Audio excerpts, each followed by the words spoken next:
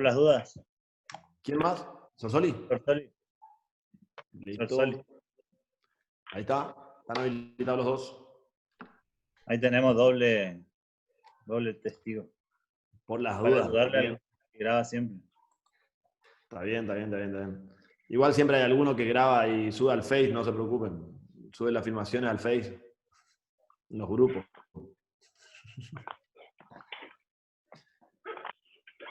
Bueno. A ver si habilitan sus cámaras el resto, chicos. Vamos habilitando todos. Habilitando todas las cámaras, por favor. Bueno, ¿cómo anduvieron con los prácticos? Para atrás. Para atrás, bueno, ¿qué problemas tuvieron? Cuéntenme, ahí, esa es la idea para debatir entre todos qué problemas tuvieron. Profe, capaz cuando usted lo explica parece fácil. Pero acá en la No es tan fácil, sí, obvio. Sí, en la contestación, cuando hay que negar todo. Sí, ¿cuál es tu pregunta?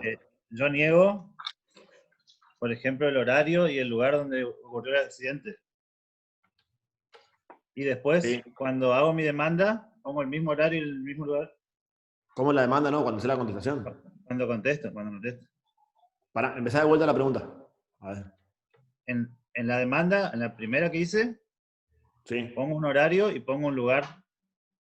Sí. Hora y lugar del accidente. Y en la contestación de la demanda yo niego eso.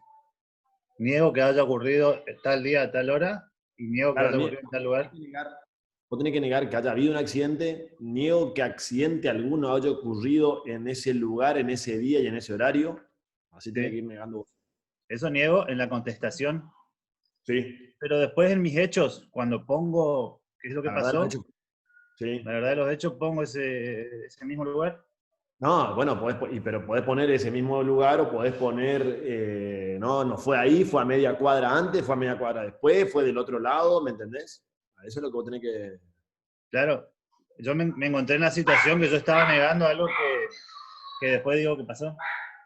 Bueno, exactamente. Bueno, ahí vos tenés dos opciones. Una es, yo personalmente, o sea, lo que pasa es que es más fino el tema, ¿viste? Vos negás, normalmente yo niego todo. Salvo lo que expresamente sé que voy a reconocer, por algún tema en particular. ¿Está? Entonces es a conciencia. Verdaderamente cuando sea conciencia, bueno, ahí vas a saber cuáles vas a negar y cuáles no. Sí. Porque, ojo, que cuando vos le reconoces algo, ya no hay vuelta atrás. ¿Me entendés? Entonces, eso es lo que tenés que saber bien, qué parte es la parte que vas a reconocer con las consecuencias que eso te trae, porque una vez que pusiste algo que reconociste, no hay más vuelta atrás, no podés en la mitad de la prueba, no, yo me confundí, en realidad lo que quise decir es tal cosa, no. Eso no podés, ¿entendés? Sí, yo negué lo que había puesto en la demanda, en la contestación negué. Y después cuando pongo en la verdad de los hechos, tengo que poner alguna diferencia entonces de lo que negué. Y claro, esa es la idea. Esa es la idea. De que vos hagas una versión de los hechos distinta a la del actor. Lo que estamos haciendo es a modo de ejemplo, chicos. Sí, o sea, a modo de ejemplo es porque vos el día de mañana vos podés reconocer la mitad, reconocer casi todo, no reconocerle nada. O sea, eso vos de acuerdo a la circunstancia del caso, ¿me entendés? Sí, tiene que ver con que yo estoy después en la demanda, en la contestación estoy hablando del mismo hecho, por eso nomás. Claro, exactamente. ¿Está? Bueno, Gracias. ahí le podés negar todo y después le decís, la verdad de los hechos, lo que pasó es esto.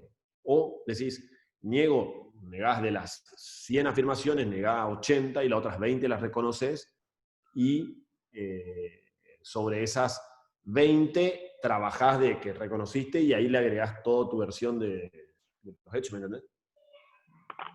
Gracias. Ahí está. Bueno, ¿qué otra pregunta más tienen, chicos? Profe, Sí. con respecto al modelo de demanda que nos dio, donde había pruebas, donde dice pruebas documentales, yo no entendí la parte donde dice fotocopia certificada de expediente caratulado, capital, expediente. Ahí yo quería saber, tipo, qué ejemplo de expediente nos dio, o a qué se refiere. Un expediente penal, por ejemplo. Vieron que el otro día cada uno se puso, que dijo, no, tal tema, no me acuerdo si era Lares o quién era, uno, que dijo, no, eso es penal. Si vos te vas en la vida real y hay un hecho que trae consecuencias jurídicas, tanto civiles, penales, fiscales, etcétera, etcétera, etcétera, no es que solamente se va a abrir solamente un camino de eso. Entonces, hacé de cuenta, si en la esquina de tu casa hay un accidente y muere alguien, ¿cuántas consecuencias trae? Mínimo, si murió alguien va a traer consecuencias penales, mínimo. Porque el civil queda supeditado, como por el principio dispositivo, que alguien promueva. Ahora, vinieron los inspectores de tránsito y los inspectores detectaron que encima estaba con el carnet vencido a alguien, le van a hacer las multas. O sea, no es que solamente es penal, listo, penal, entonces el que cometió el accidente, esto es penal, a mí nadie me moleste con la parte civil y nadie me moleste con el tema tal, administrativo de la municipalidad, no. Entonces, producto de la muerte, producto del accidente hubo una muerte. La muerte hizo que se origine sí o sí un proceso penal. Por más que nadie tenga intención, se origina porque es un delito de acción pública. Se inicia el proceso penal, en el proceso penal alguien va a salir condenado o no condenado, pero en el proceso penal fue la policía hizo pericias, hay testimoniales y todo, pero ese expediente a vos te puede ayudar mucho, todo lo que está en el expediente te puede ayudar mucho para acreditar ciertas circunstancias en tu proceso civil. Entonces vos por ahí tenés fotocopia del expediente, ya conseguiste fotocopia de la mitad del expediente, más o menos, algo, una parte, un tercio, un cuarto, algo conseguiste. Entonces ya tenés fotocopia certificada del expediente, no todo, pero algo tenés. Y como vos tenés un papel, es una prueba documental, entonces vos ofreces copia certificada del expediente penal. Y podés ofrecer, como prueba instrumental se llama, que eso es lo que hoy vamos a explicar, vos también podés ofrecer como prueba el expediente entero. Vos decís, acá tengo unas copias, pero también ofrezco el expediente entero, que no lo tengo, pero pido que en la etapa oportuna se mande un oficio para que el jugador de instrucción mande el expediente número tanto, para que al juez le conste todo eso. ¿Entienden? Súper, sí. Gracias, profe. No, era... Marcelo, Sí.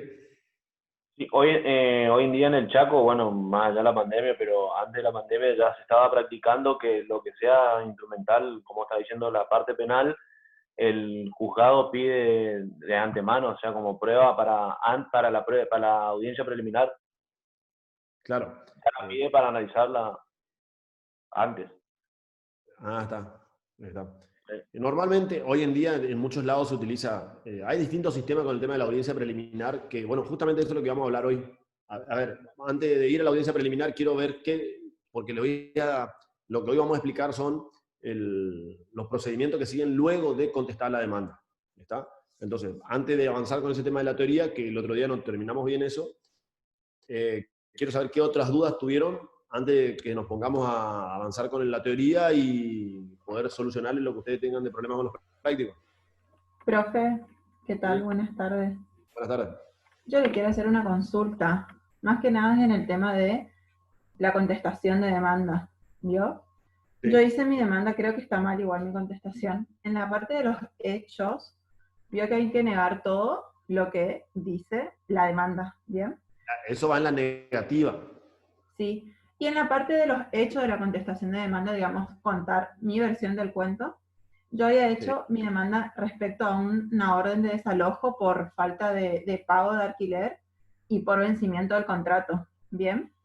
Y yo cuando... Ahí está bien. ¿Por qué, chicos? Muchos me preguntan esas cosas de desalojo y todo. Yo les explico, chicos, el problema del desalojo y todo que no entra por el proceso ordinario. El desalojo tiene su tramitación especial. Entonces yo siempre les recomiendo que desalojo no usen. Porque el desalojo no entra. Yo hice desalojo. ¿Sí? Lo que pasa es que lo que es desalojo, si vos haces una acción de desalojo propiamente dicha, tiene su tramitación especial, no es un juicio ordinario, es un juicio que tiene su tramitación especial, ¿viste? Pero bueno, a ver, dentro de todo, ¿qué es lo que me planteaste vos? Bueno, y el tema es que yo quería poner, cuando yo contaba mi parte de los hechos, es que mi cliente nunca dejó de pagar los meses de alquiler que le estaban reclamando, y que si él no se iba del lugar era porque habían acordado de palabra renovar el contrato. Y ahí un tipo era como que yo pensaba, de esta forma yo estoy reconociendo de que no me quiero ir del lugar. Entonces yo no sé si ahí eso está mal y no sé. Claro, bueno, el día de mañana es una estrategia que uno tiene que seguir. O sea, vos mínimo tenés que, porque lo que pasa es que tu versión de los hechos, en lo que vos me estás contando, vos mínimo tenés que decir, si pagaste, tráeme el comprobante de pago, o si no, no resiste el Claro, en memorando. las pruebas yo ponía que iba a adjuntar los comprobantes de pago, pero en los hechos yo había una parte que tenía que poner de que mi cliente seguía habitando ahí porque de palabra habían acordado eso con el propietario, ¿no? Pero ahí yo lo pensaba, bueno, acá yo estoy reconociendo los hechos, o sea, Claro, que me están está imputando, reconociendo, entonces ahí es como que cae todo, ¿no?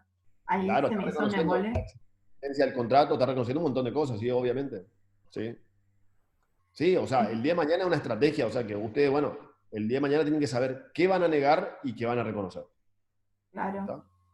Yo en ningún momento en ningún momento negué el contrato. Sí negué la falta de incumplimiento y también el tema de que no se iba Falta del de lugar. cumplimiento, no de cumplimiento. O el ¿Cómo? incumplimiento o la falta de cumplimiento. El incumplimiento, digamos, del pago de alquiler, como que adjuntaban las pruebas los comprobantes de pago. Pero usted dice que no había que hacer desalojo. Claro, porque la idea era por qué les doy un modelo de accidente de tránsito, porque es un proceso que en la nación tramitaría por el ordinario y admite una variedad de pruebas que en un desalojo no entran. Vos en un desalojo no son admisibles todas las pruebas. Vos en un desalojo no vas a poder poner Ay, profe. informativa, absolución, declaración pericial. Por eso era que yo les dije que hagan un juicio de accidente de tránsito, porque mi idea era que ustedes, al contestar la demanda, vuelvan a practicar ofreciendo todas las pruebas. Esa era mi idea, ¿me entienden? En un desalojo, Sí. por el tipo de proceso que es, ya vos no podés hacer cualquier prueba, ya está más Claro. limitado.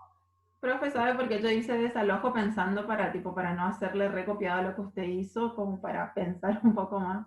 Si quiere Sí, puedo volver a hacer de vuelta y hago como de accidente de tránsito, no tengo drama. o lo que pasa es que también hay muchas acciones, yo siempre, también está bueno las acciones reales, o pueden hacer, no sé, imagínense, no sé, alguien un contrato de obra, que alguien hizo un contrato, le contrató a alguien para que le construya algo y uno le reclama a otro que construyó, que no construyó, y ahí tenés para hacer pericial de ingeniería, o sea, hay muchas cosas para hacer sin meterse. Lo que pasa es que el desalojo tiene su tramitación especial dentro del código. Ese es el tema, por eso que le estoy diciendo. Lo mismo que no pueden mezclarle con la ejecución de alquileres porque eso es un ejecutivo. Y lo que estamos tratando de enseñarle es la estructura y cómo hacer una demanda de un proceso ordinario. Ay, profe, hice todo mal entonces. No, bueno, no importa. El tema es que el desalojo está muy acotada las pruebas, porque la idea era que hagan con todas las pruebas. ¿Cuántas pruebas pusiste vos en el demandado? Y yo de pericial caligráfica le puse de que se cite a un perito por si llegaba a desconocer, digamos, que era su firma, que se firmó en el contrato. Lo recibo. Bueno, está bien. Está igual, no importa. Está bien. Dentro de todo está porque no hay problema. Bueno. ¿Qué otra pregunta más tenían? Yo al contrario, profe, pensé que iba a ser fácil el de accidente de tránsito y fue difícil. Es lo más complicado que hay. Lo más complicado Sí, que hay. no sé si está bien. Yo el lucro cesante, bueno, utilicé la figura de que, bueno, que era comerciante y que usaba la motocicleta que le chocaron como medio de movilidad para trabajar y ahí le pedí lucro cesante. Está bien. Y bueno, emergente por los daños de gasto de reparación, gastos médicos, facturas del hospital y así. Pero costó bastante. Bueno, Lo que yo no sabía, profe, en la Sí. contestación de demanda, que teníamos que poner una excepción. No Eh, hacía falta. O si ah, poné la excepción, o sea, o le dije, hacer una excepción cualquiera, o sea, hacer una excepción, pero una excepción distinta a la de competencia. La idea era que hagan sí, yo puse falta de personería en el representante, pero creo que no probé bien. Puse interpongo excepción por falta de personería en el representante de la parte actora, por no tener validez la copia general que adjuntó, por falta de firma de la misma, que se funda en el artículo 347, pero así nomás puse.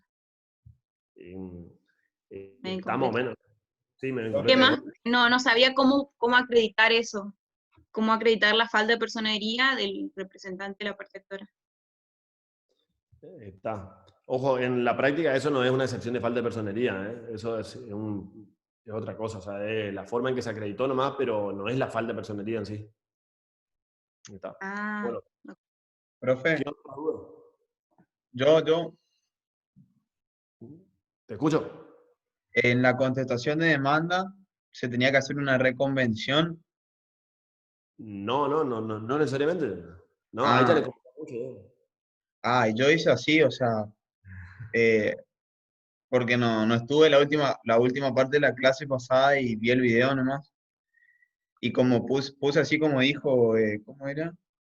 No sé cómo dijo ese, no me acuerdo bien, pero como que le volví a demandar, o sea, la demanda la respondí y Tenés que volví demandar. a demandar por daños morales y daños y perjuicios de la demanda que hizo el actor, digamos, no sé No, si no es me de la entienden. demanda, de un hecho, del hecho tenés que ser, No, no no. de la demanda. O sea, hice la contestación de la demanda. Y después le demandás vos. Sí, espere, le digo bien qué puse exactamente. ¿Cómo dijo usted? Una cosa así. A ver, espere.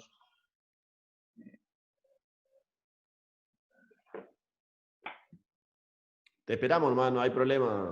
Estoy buscando para decirle bien la verdad de los hechos y ahí conté lo sucedido, o sea, cambié, digamos, porque...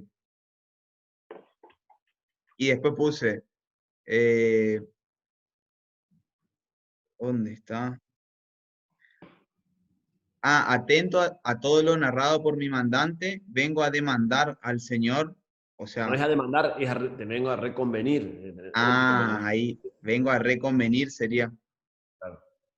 está Sí. bueno, más o menos, o sea, eso quise hacer como respondiendo Y ahí tiene que decir, primero respondiendo la demanda que envió, o claro, sea vengo a que, peticionando, no sé, tal pretensión. Y ahí bueno, tiene que y decir, ahí agregué, o sea, otros daños, digamos, daños morales, puse así, pero no sé si también hice bien, la verdad. sí, está bien. O sea, la idea es que aprendan. O sea, está bueno todo lo que han planteado. O sea, está bueno lo que plantea vos, que hacer una reconvención. El otro que plantea una excepción de falta de personería. O sea, esa es la idea, porque el día de mañana no les van a caer casos tan sencillos. Es más, siempre al comienzo parece que cuando recién te recibiste, te traen, che, tengo uno que nadie me pudo resolver, entonces mirá, te traen unos casos más locos, así más raros. Y eso es lo que tienen que pensar, porque vos tenés un cliente que te trae un problema y te dice, no, me demandaron, pero él me debe a mí, y así es la idea, ¿entienden? Practicar y ver tratar de pensar un poco de todos los problemas que te pueden pasar cuando te llega un tema para hacer una demanda o cuando te llega un tema para contestar la demanda. ¿Está? Sí. Ortigueira, Escalante, ¿alguna pregunta? Nada. Por ahí, Marcelo, no quedó muy claro el tema de cuando se hacía la contestación de demanda, me preguntaron si se podía hacer, debía hacer con otro abogado, o sea, el que hablaba. Obvio. Sí, obvio, chicos. Eso les No dije porque, ya. Porque tenían que armarse, lo que les dije fue, hagan el práctico, por ejemplo, si es Mega el que está haciendo, Mega, bueno, es el abogado del actor, ya hizo la demanda. Bueno, después cuando hace la contestación de demanda, que invente un nombre de un abogado. Y arriba que ponga trabajo práctico de Fernando Mega, arriba grande, porque si no después nos ponemos a corregir los prácticos y después, si Mega dice, porque soy amigo de Scali, le pongo a Scali, y al final no sabemos de quién es el práctico, porque Scali es el abogado, no es el abogado, entonces tampoco pueden ponerse Fernando Mega como abogado del actor y abogado del demandado. La idea era que armen incluso la carátula cuando van a contestar la demanda en base a los hechos de la demanda. Profe, ¿Eso hicieron o no? yo hice así, sí, Sí, pero profe. le iba a preguntar también si al hacer yo la reconvención, lo que yo hice fue agregar los daños, el monto de los daños, y especifiqué también, así como hice en la demanda inicial, se hace todo en el mismo escrito. Todo. La Ah, recomendación de escrito es súper largo claro. porque vos Y ahí tenés... otra vez fui pruebas documentales, qué sé yo, una, Sí, todo ¿cómo tu se prueba. dice? Es como que hiciste una demanda de vuelta. Tenés que hacer como Claro, que una sí. demanda. Sí. ¿Sí? Y profe, Está. y yo puse, porque yo hice un accidente, ¿vio? Y puse daños morales porque supuestamente la parte actora primero, eh, como que la escrachó por las redes sociales a la persona esta. ¿Y cómo ofrezco prueba de eso? Yo puse fotocopia de las ¿Pero del accidente de tránsito te fuiste a lo de las redes sociales? No. Cuando yo reclamo los daños morales, porque digo, daños morales sufridos a mi mandante por las publicaciones en las redes sociales que estipuló la otra persona. Y a la hora de ofrecer las pruebas, ¿cómo? O sea, yo puse fotocopia de las publicaciones que efectuó la persona tal a través de sus redes sociales, pero no sé si está bien eso. La fotocopia sola, si es sola, vos lo que tenés que hacer es cómo hacer que quede plasmado en algo que nadie te pueda discutir lo que vos estás diciendo. Entonces, ¿cómo acreditas? Y la mejor forma son capturas certificadas por un escribano. O sea, o sí, en realidad lo que se hace es un acta de constatación. Vos le pedís a un escribano que te constate que en tal página hay tal cosa. Y se imprime y eso se agrega un acta. Y es un instrumento público. Ahí fallé entonces. Ahí porque yo puse fotocopia de las publicaciones que hizo la persona, digamos. Lo que pasa es que las copias, yo sí soy tu contraparte. Tiene que estar certificada en ese caso. Claro. Yo puedo sacar copia de eso, imprimo y se lo muestro a un escribano y él lo certifica. Ahí sí tiene valor. No. Así nomás no.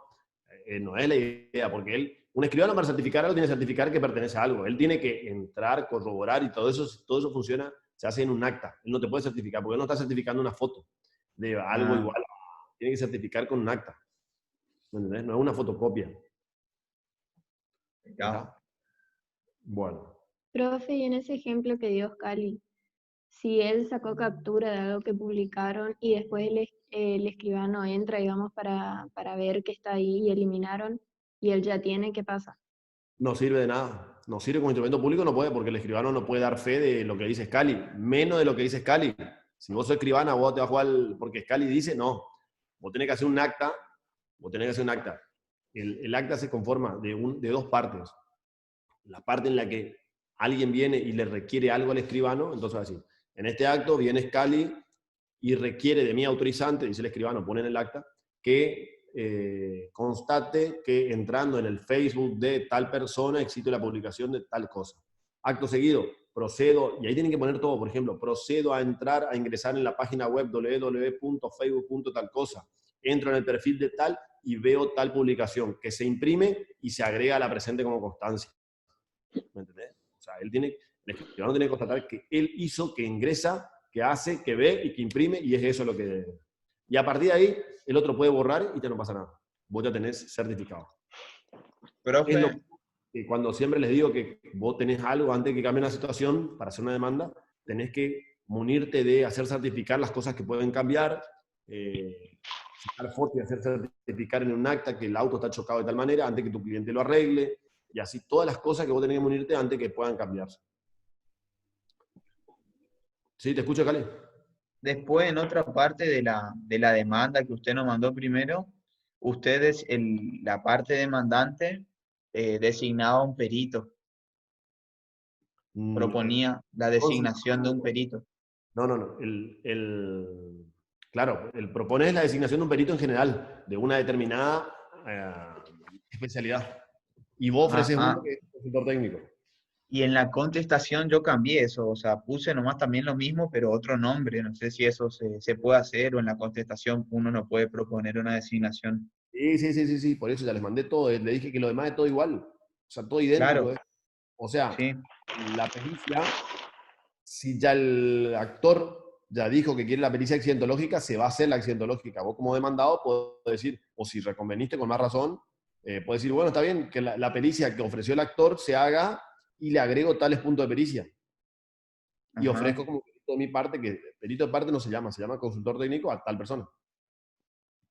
¿Está? Sí, está. ¿Y qué es la reserva del caso federal? Ya expliqué eso, o no expliqué acá. ¿O en Clorinda expliqué? ¿No expliqué acá? No sé. No, profe, acá no explicó. Bueno, capaz era en Clorinda.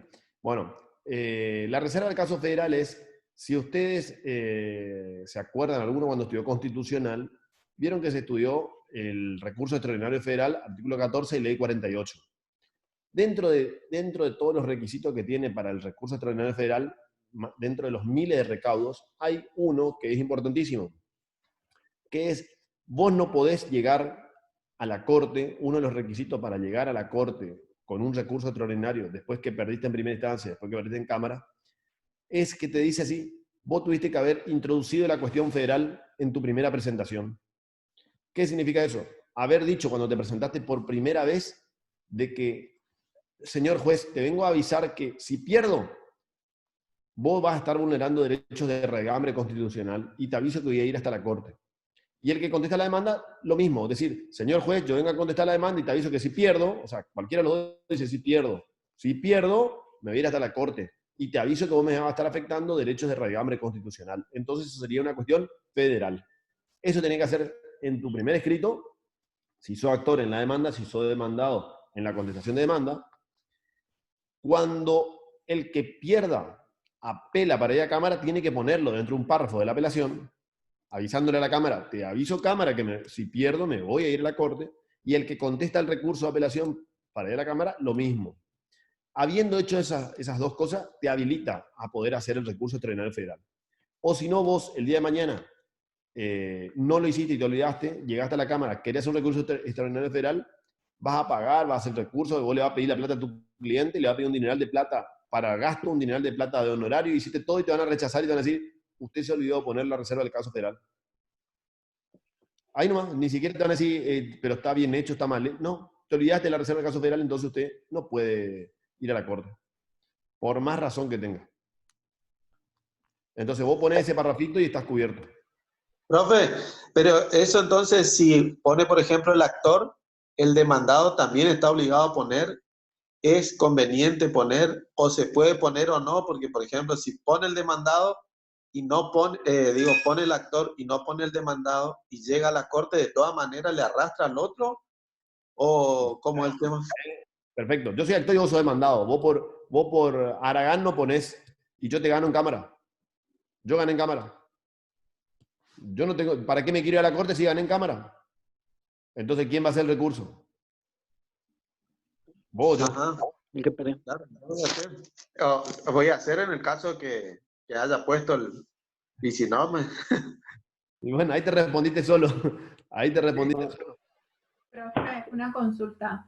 Y supongamos que en el primer escrito no ponemos, pero cuando hacemos la apelación en cámara, ahí lo ponemos, ahí se puede, o si ya no está en el primer escrito, ya no tenemos posibilidad de poner en la apelación. Nadie te va a prohibir que vos pongas en la apelación, pero la corte son los que menos ganas de laburar tienen. Entonces, la corte lo que hacen es mirar, a ver qué te faltó el punto y coma, y te van a revisar, porque hoy en día, dentro de los formularios que hay que llenar, tenés eso, que es la introducción de la cuestión federal. Entonces te dicen, che, bueno, vos tenés que decir dónde pusiste, en qué foja, en primera instancia. Y si no tenés, te dicen, te faltó el punto y la coma, te rechazo. Okay. Que el rechazo de la corte es o porque te falta un punto y coma, o te falta algo, o porque no le gustó tu cara. Pero como ellos tienen, para el recurso extraordinario existe una cosa que se llama certiorari, que es un derecho que tiene la corte de rechazarte sin decirte ni un fundamento. Si quieren te ponen dicen, virtud del certiorari te rajo, te echo a tu casa, o te dicen, te rechazo porque te faltó la introducción de la cuestión federal en tu primera presentación. Perfecto, perfecto. Nada es garantía de que te vayan a abrir la instancia, pero aunque sea cumplir los requisitos formales, que este es uno de los formales. Sí, sí. Muy bien, gracias. Bueno. ¿Alguna otra pregunta? Una parte. Capaz que se explicó, pero no entendí. Lo que dijo Robledo, cuando llega a la instancia federal, recurso extraordinario federal, si una de las partes tiene y la otra no tiene, ¿ella gana la que tiene? No. A ver, vamos de vuelta. Vamos de vuelta. Cada uno se tiene que preocupar por su rancho. Vos y yo, Sorsori, estamos litigando. ¿Sí? Yo te acabo de enseñar que si vos no planteas en primera instancia y no hacen cámara, no te van a dejar ir a la corte. Sí, si pierdo no puedo ir a la corte. Si es que vos querés ir a la corte. Entonces, pero vos planteando un recurso. Obviamente que si estamos litigando y yo pierdo, vos no planteaste nada, ni en primera ni en cámara. Y aún así me ganaste en primera y en cámara, pero yo sí hice la introducción del planteo federal en primera y en cámara. Obviamente que si yo hago el extraordinario y me abren la instancia, el expediente se va, no es que vos te quedás, no es vos abogado te quedás acá en Corrientes, yo me voy a Buenos Aires, no. El expediente se va a ir igual, ¿me entendés? Sí. A la inversa, en esa misma situación, si vos querés hacer el recurso extraordinario federal, te van a decir, Sorsoli, usted no hizo la introducción de la cuestión del caso federal. Fuera. ¿Ahí Bien. quedó claro? Por más Claro, que vos digas, pero yo pagué un montón de plata para esto, para lo otro, nada, a su casa.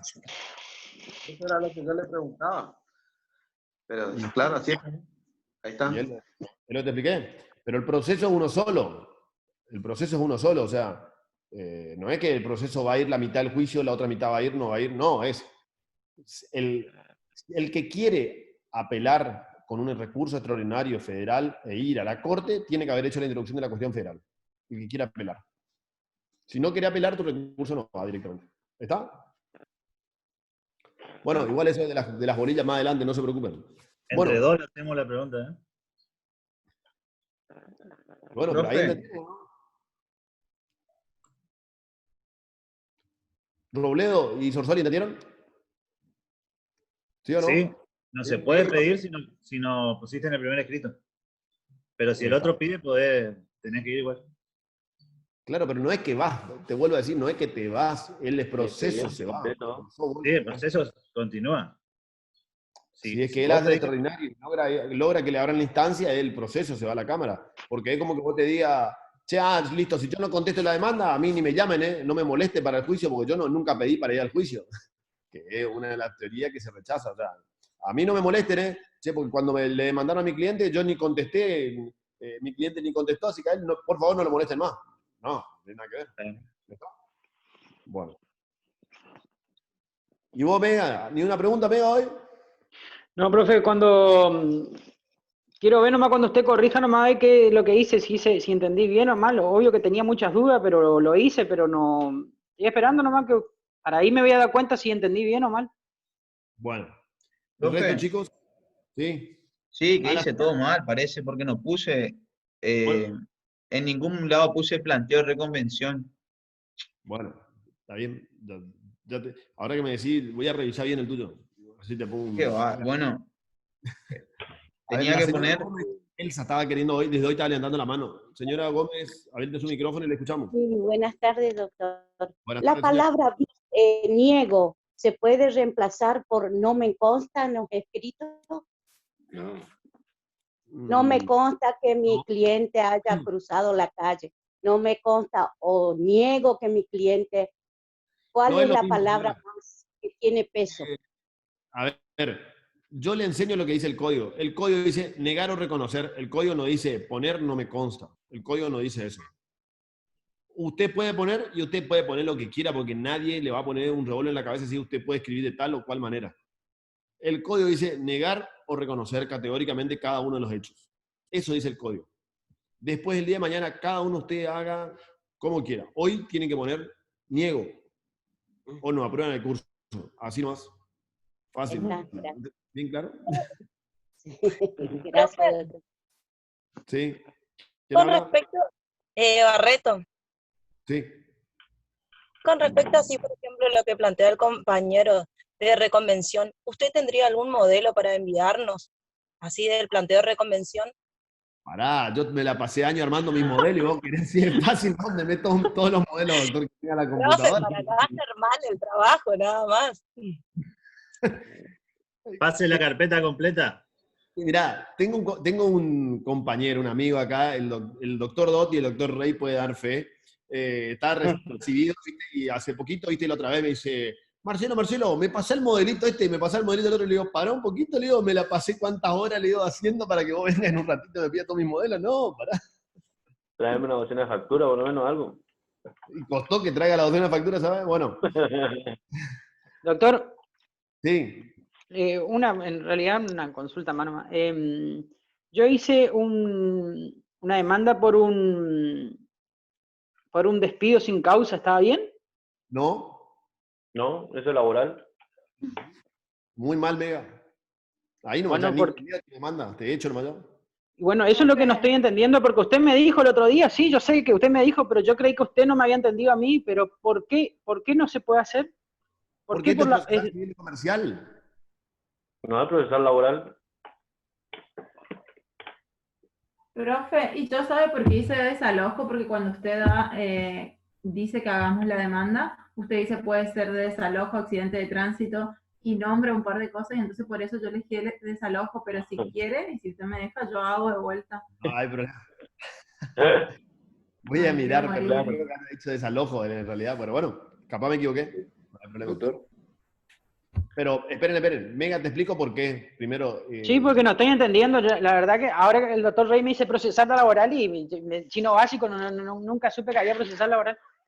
¿Cómo no? Hay procesal laboral, hay procesal penal, procesal administrativo, de todo hay, que por ahí en las materias, lo que pasa es que siempre ustedes no se acuerdan, pero cuando empezó el curso yo les dije que procesal administrativo en realidad es administrativo 2, no sé cómo se llama ahora.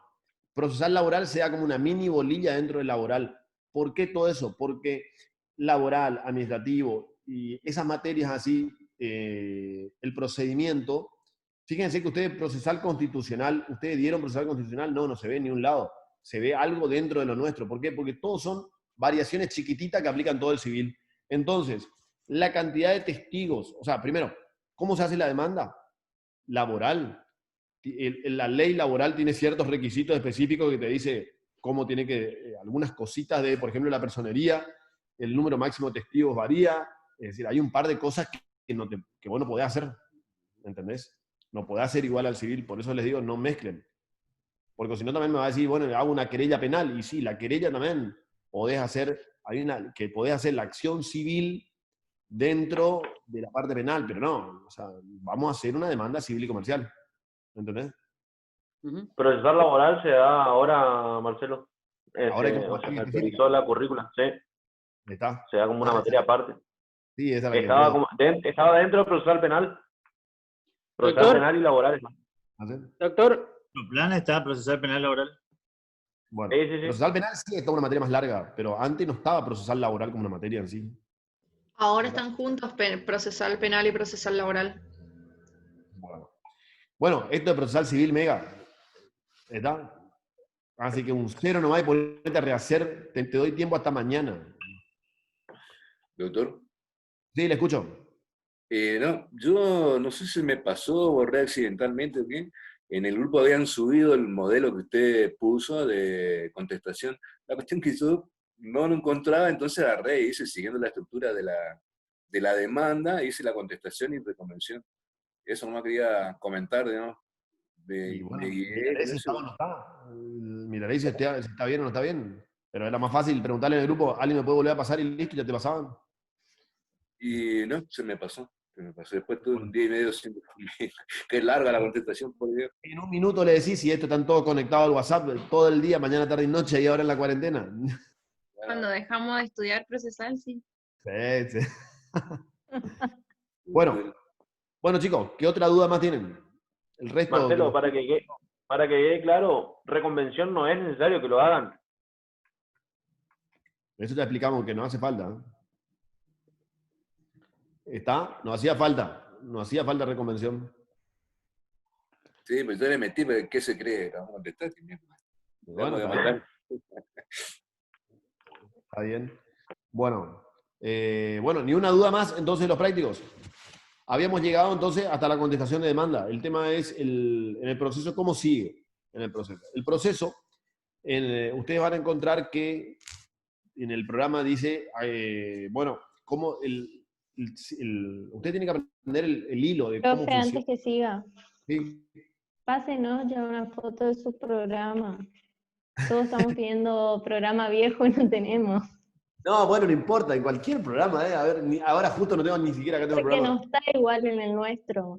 Bueno, no a ver. Bueno, ¿cómo siguen No, ustedes? dale, A ver. yo les paso, Marcelo. O si no le voy a adecuar al programa. Yo le paso. Yo tengo en PDF. ¿Vos tenés en PDF el viejo? Bueno, yo tengo el pasale PDF el programa viejo. Y pasame que ni yo tengo en PDF. Dale. Gracias. Bueno, Más que nada, a partir de ahora es todo fácil, porque es toda la estructura del proceso como sigue. Tenemos demanda, contestación y bueno, el programa, cualquier programa debería seguir en, cómo sigue el proceso luego de la contestación. ¿Está? El proceso luego de la contestación de demanda, lo que sigue es la fijación de la audiencia preliminar del artículo 360. En todo programa vamos a tener que, debería tener en algún lado, bueno, el tema es, dependiendo de la contestación de demanda, vamos a encontrar, acuérdense que yo había explicado hoy, el otro día, las actitudes que puede asumir el demandado.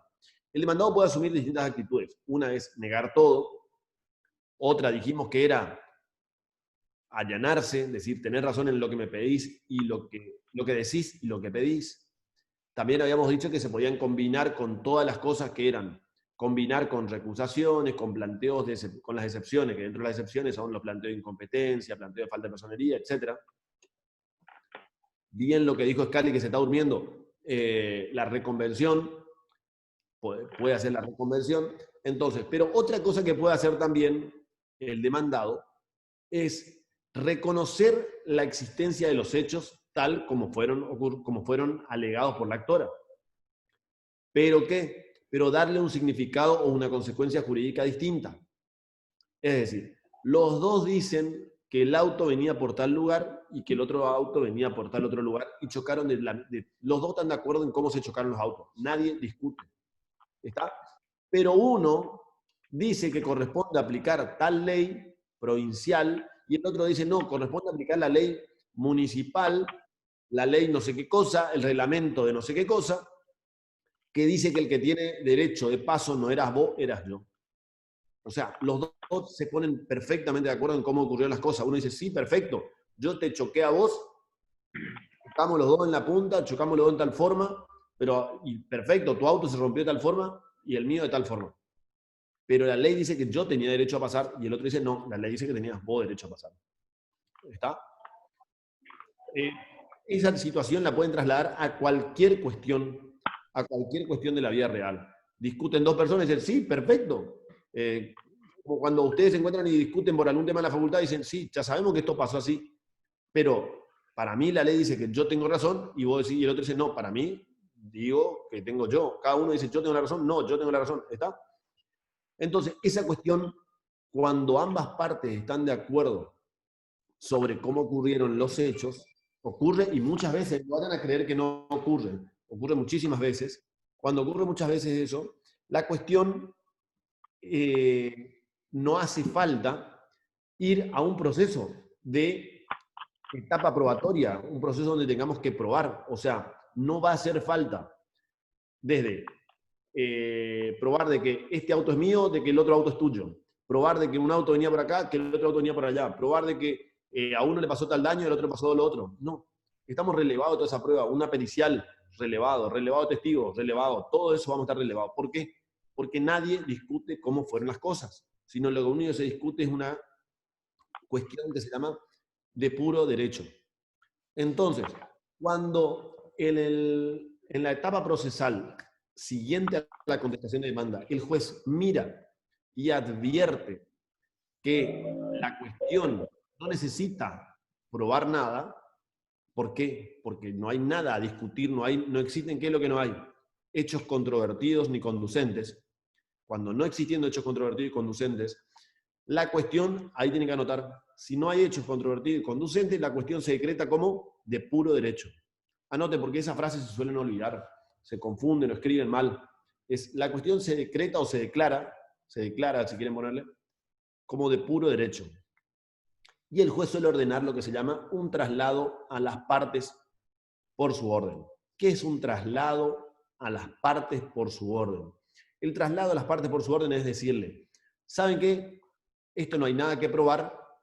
Hagamos de cuenta, Mega con Scali se estaban peleando, Mega es el abogado del actor, Scali el del demandado.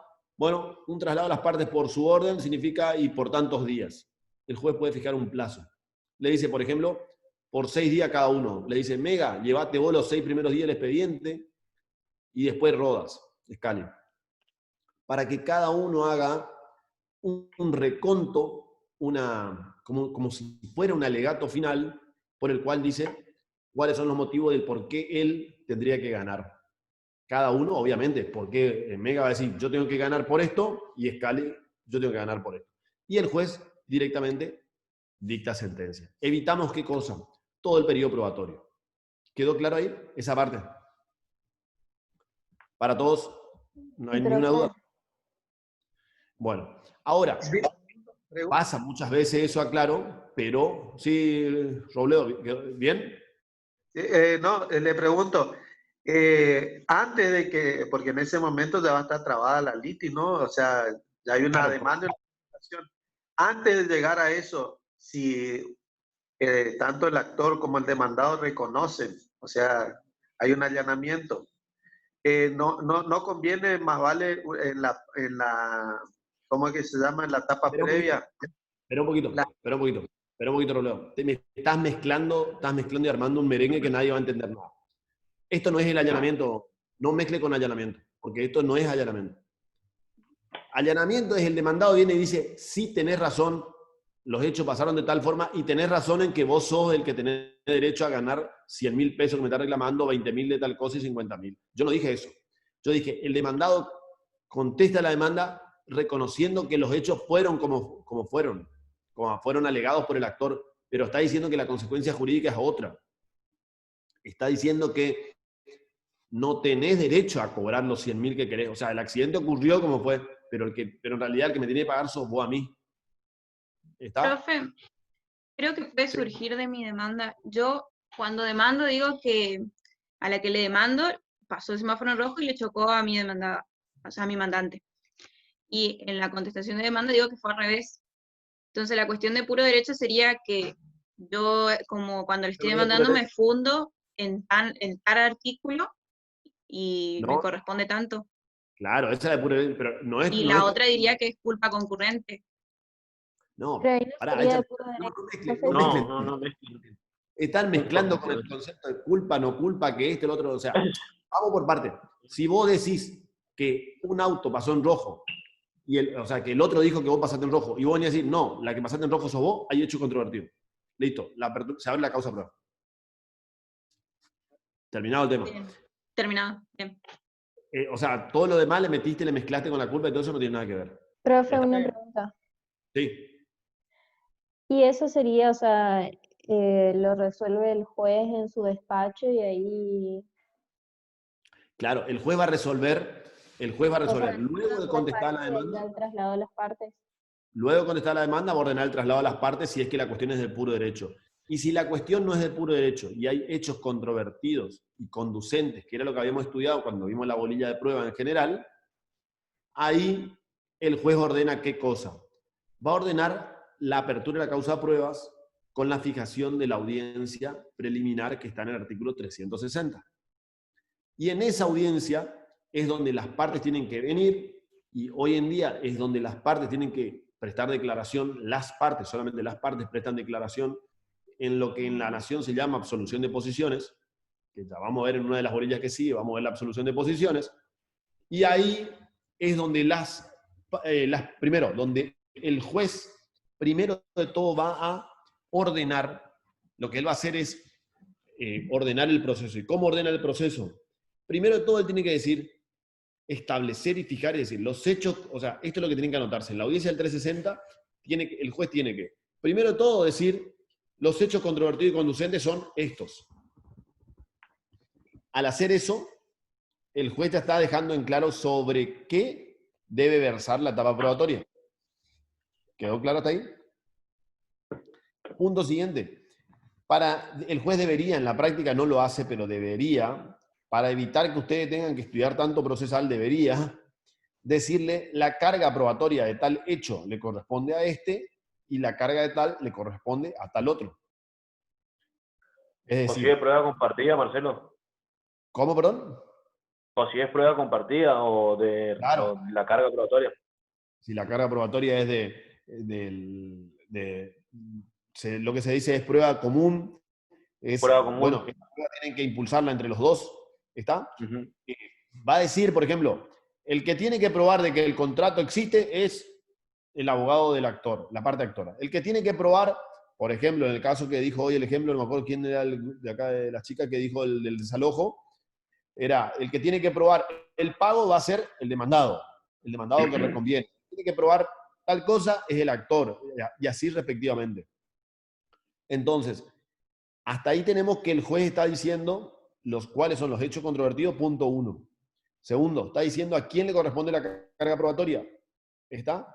Y tercero, va a resolver respecto a la admisibilidad y pertinencia probatoria. Todo lo que yo expliqué, según mi programa viejo Ortigueira, bolilla 9, que ahí el doctor Rey les va a pasar, pero era la bolilla No, ya de prueba. está, su programa viejo nos sirve para la 8 nomás, la 9 ya está bien. Pero usted se pasó de la 8 a la 10, de la 10 a la 9, no sé. Pero después ya sigue. Sí, ahí ya estamos. Ya estamos Ortigueira, está bien. Te estaba mareando con mi programa, Bueno, en definitiva, a partir de ahora yo creo que todos los programas ya veo que es lo mismo, porque tenemos esto que es el final de la etapa para la traba de la litis, que tenemos demanda, contestación, y lo que el juez resuelve en la audiencia del 360, y a partir de ahí ya entramos en la etapa probatoria. Entonces, la etapa probatoria, para poder entrar el juez entonces, acuérdense, pregunta parcial, ¿qué hace el juez en la audiencia del 360? Fija los hechos controvertidos. Establece la carga probatoria a favor de quién es, a quién le corresponde la carga probatoria. Y resuelve respecto a la admisibilidad y pertinencia de las pruebas. Que, por ejemplo, ahí era donde el juez, por ejemplo, en lo de... ¿Quién era que me habló del desalojo? No me estoy acordando si era... ahí está. Yo, profe. Godoy. Bueno, por ejemplo, si vos en un juicio de desalojo, vos venís y me ofreces 1.000 millones de pruebas, el juez te puede decir, no, esta prueba no es admisible o no, esta prueba no es pertinente para un juicio de desalojo. ¿Entendés? Por eso es que el juicio en el que más admisibilidad y pertinencia existe es en un proceso de tipo ordinario. ¿Está? Sí. Bueno, con eso el juez va a fijar esas 3 cosas, como ya le expliqué, y el juez ahí va a decir, fijar la forma de realizarla, va a ordenar la producción de la prueba. ¿Qué es ordenar la producción de la prueba? Es decir, si vos me ofreciste la testimonial, los testigos van a venir a declarar tal día a tal hora. Tal testigo a tal día, tal testigo a tal día y hora, tal testigo, fijar los días y horarios. Va a decir, si vos pediste libramiento de oficio, así como vieron que en la documental dijimos que ofrece documentales, por ejemplo, en la carta documento. El demandado, ¿qué tuvo que haber hecho? Impugnado la carta documento. Calculamos que lo habrá hecho. Como ustedes pusieron en la parte de abajo de las documentales, para el caso de desconocimiento, ofrezco que se libre oficio a las entidades donde constan, como ser el correo oficial, entonces el juez le va a decir, atento que vos, actor, ofreciste la carta documento y el demandado te la impugnó, y como vos ofreciste una prueba informativa subsidiaria, ordeno liberar oficio al correo para que mande copia certificada de las cartas documento. ¿Está? El juez dice, libre ese oficio. Después el juez va a decir, como hubieron ofrecimiento de pruebas periciales, el juez puede, si ya en ese momento ya el otro ofreció también los puntos de pericia, ya el juez dice, nombro un perito accidentólogo, y fijo los puntos de pericia, porque después ya vamos a ver más adelante, pero los puntos de pericia pueden haber sido ofrecidos por el actor 10, por el demandado 10, pero después el juez dice, no, los 10 esos no van 4 de uno y 3 del otro. Entonces ahí el juez nombra el perito, fija los puntos de pericia, ordena la prueba informativa, dice qué día se va a hacer la constatación, el reconocimiento judicial, y así cada una de las pruebas. Eso es lo que hace el juez en la audiencia del 360. No sé si Andrés se me quedó algo colgado de eso. No, lo único que cada abogado puede manifestar el desinterés de la producción, por ejemplo, en la pericial de la otra parte, para poder después, obviamente en otra etapa, poder plantear la caducidad, porque como dijimos, si es prueba en común, no se puede plantear la caducidad, uno no puede plantear la caducidad porque está en cabeza los dos el impulso de la prueba. Claro, está. Entonces, es importante eso, porque eso que explicó recién es porque hay veces, por ejemplo, la prueba pericial ya vamos a ver más adelante que la parte que no hablen de actor ni demandado, porque cualquiera puede ofrecerlo. El que no ofreció, el otro puede sumarse a la prueba pericial o no sumarse, es decir, yo no tengo ningún interés. Si no tiene ningún interés, le puede acusar lo que se llama la caducidad o la negligencia a la otra parte. Pero si la prueba también es tuya, porque vos decís, no, yo también quiero hacer la pericial, vos no podés plantear la caducidad o la negligencia de tu propia prueba. ¿Está? Entonces, eso es importante saber cuando la prueba se declara común. Bueno, con eso queda terminado lo que es la audiencia del 360, que es muy importante, que son las consecuencias de lo que va a ocurrir luego de contestar la demanda, y a partir de ahí el juez ordena la producción de la prueba. ¿Está? ¿Alguna duda de esa parte? Tienen que estudiar artículo 360 del código. De memoria acá no tengo. A ver, un segundito ya, a ver, ya traigo una cosa.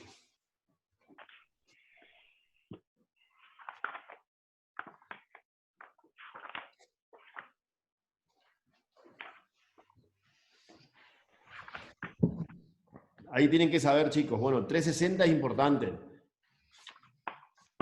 Después, bueno, el 365 son los hechos nuevos, también tienen que saber. El 360 tiene está toda la explicación completa de todo lo que le acabo de decir. También, obviamente, es una oportunidad en la que el juez tiene la oportunidad de escuchar las partes y tratar de lograr una conciliación entre las mismas. Y o si no, ordena la producción de la prueba. Y ahí está todo, en el 360 está todo lo que les expliqué. Profe, Luego, ¿lo del 360 se cumple en la práctica? ¿Es de carácter indelegable el juez el que debe presenciar esa audiencia? En la práctica, ni.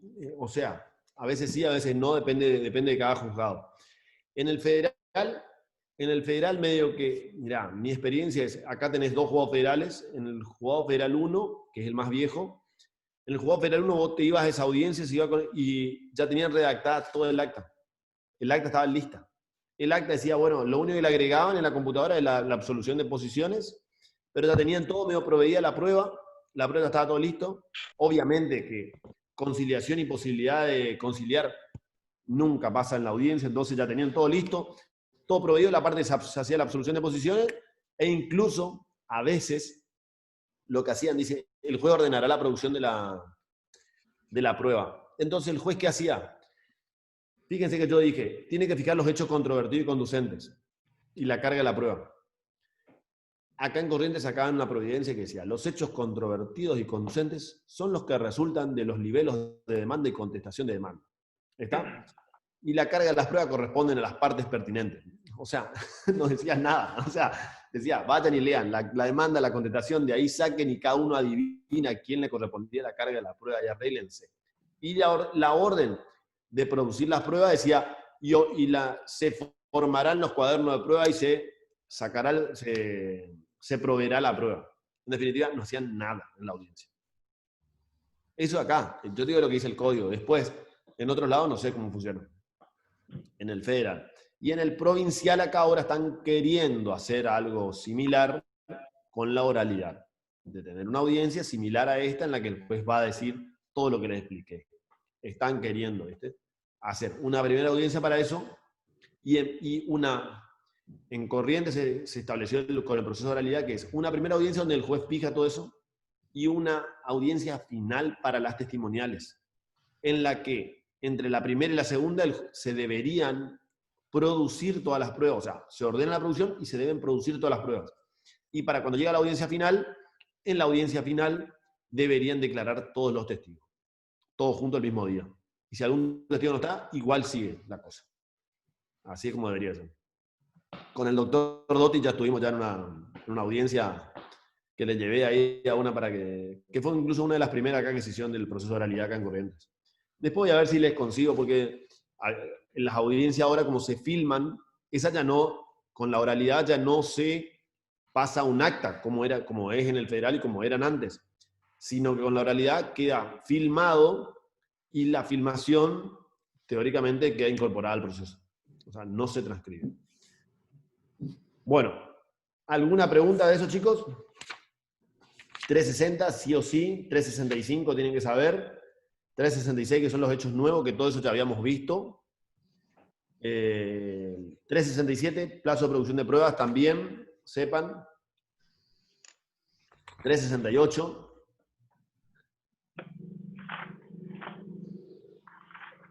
371. El 368 es fácil porque dice derogado. Ah, sí, tenés razón. Bien ahí. Están ahí prestando atención.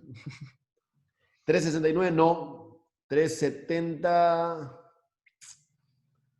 370 sí, que es lo que, bueno, es lo que yo ya le expliqué siempre, de las pruebas testimoniales y los requisitos. 370. 3. Bueno, en principio, eso tienen que hacer. Lo que tienen que saber de las pruebas, de la primera parte. Y el 377, ahí está de lo que estábamos hablando hoy. Carga de la prueba. Incumbirá la carga de la prueba la parte que afirmare la existencia de un hecho controvertido, un precepto jurídico o el juez que no tenga el deber de conocer. Después, cada una de las partes deberá probar, bueno, ahí está, en definitiva, ahí tenemos todo lo que significa el concepto de carga de la prueba, que siempre les explico. ¿Está? 378 tienen que saber que están medios de prueba. Y hasta ahí nomás. Ah, y bueno, y en el 384 está lo de negligencia, que para este parcial tienen que saber la diferencia entre caducidad y negligencia está en el 384. ¿Está? El 380, Marcelo, la formación de los cuadernos. Ah, sí, ese también. Formación de los cuadernos también. Sí. 380 también. Bueno. ¿Está hasta ahí? Ah, y el 386, chicos, que es lo de apreciación de la prueba. Todo esto es de la bolilla, que yo decía la 9, que era la bolilla de prueba que habíamos dado. El 386. Apreciación, que es lo del sistema de la sana crítica, ahí está establecido. ¿Está? Bueno, y ahora vamos a tomar un recreíto y después largamos con prueba documental. ¿Sí? Yo tengo una duda antes. ¿Te escucho? Si se declara una cuestión de puro derecho, si el juez declara la cuestión de puro derecho, las partes no pueden, sí o sí tienen que seguir haciendo eso que dijo usted de contestar el traslado. Del traslado de las partes para llegar a una... El traslado viene a ser similar a un alegato. Es como que el juez te dice, como que yo te diga, bueno, Cali, a ver, tenés la opción de, a ver, convenceme de por qué querés ganar. Si vos querés, claro, hablá. Sí, o sea, eso ya es una etapa judicial igual, porque el juez ordena. Sí, pero sí, si el juez pero si el juez declara eso, el abogado de las dos partes, digamos, no, o sea, entre los abogados no pueden arreglar un pago ahí entre ellos nomás para no llegar a la instancia de que el juez declare algo. Sí, sí, en cualquier momento tener el principio impositivo, por el principio impositivo puede arreglar. Claro, pero yo no le digo así por atrás, digamos, o sea, se van después. ¿Qué por atrás? Y que no... ¿Fuera del expediente?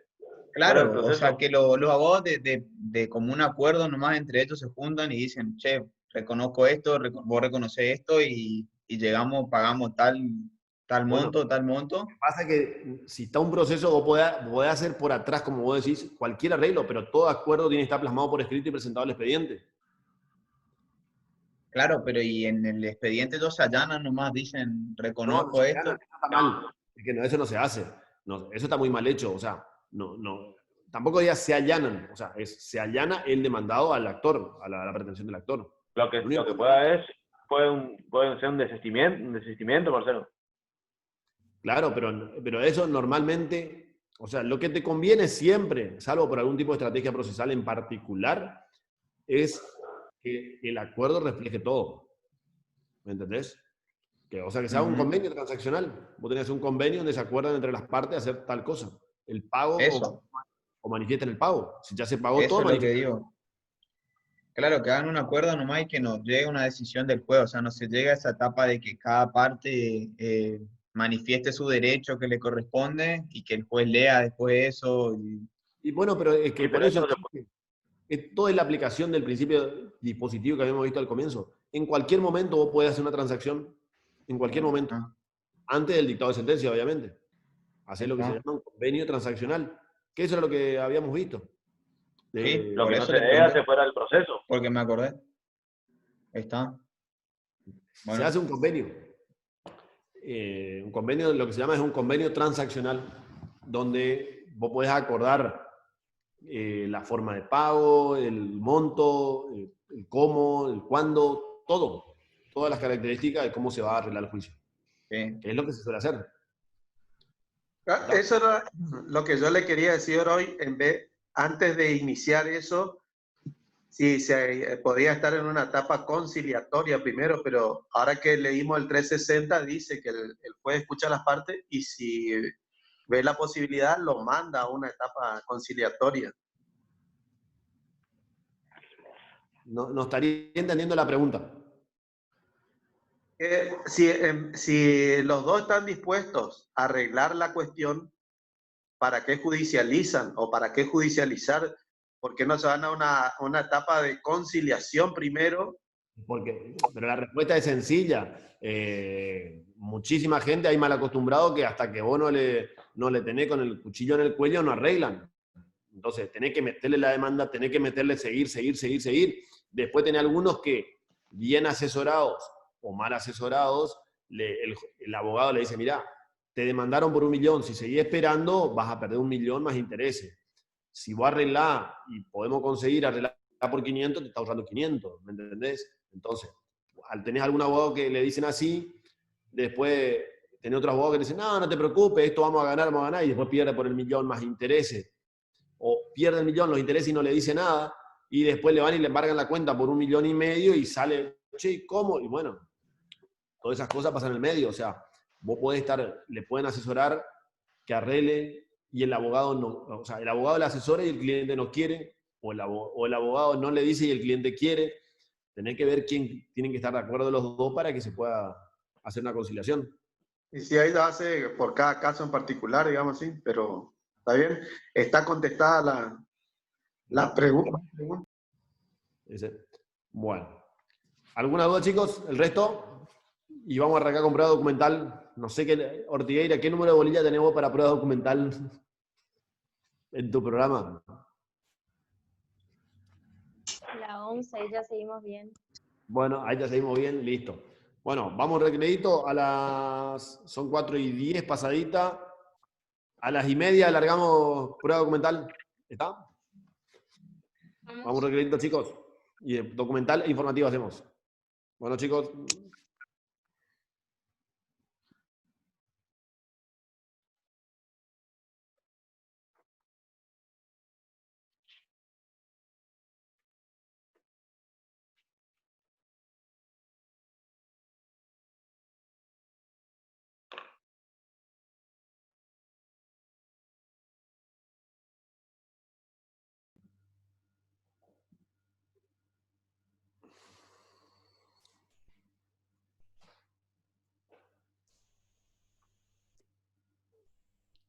Bueno, chicos, ¿estamos?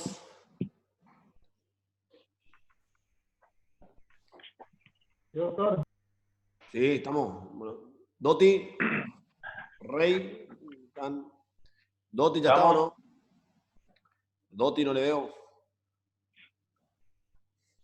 Ya estoy.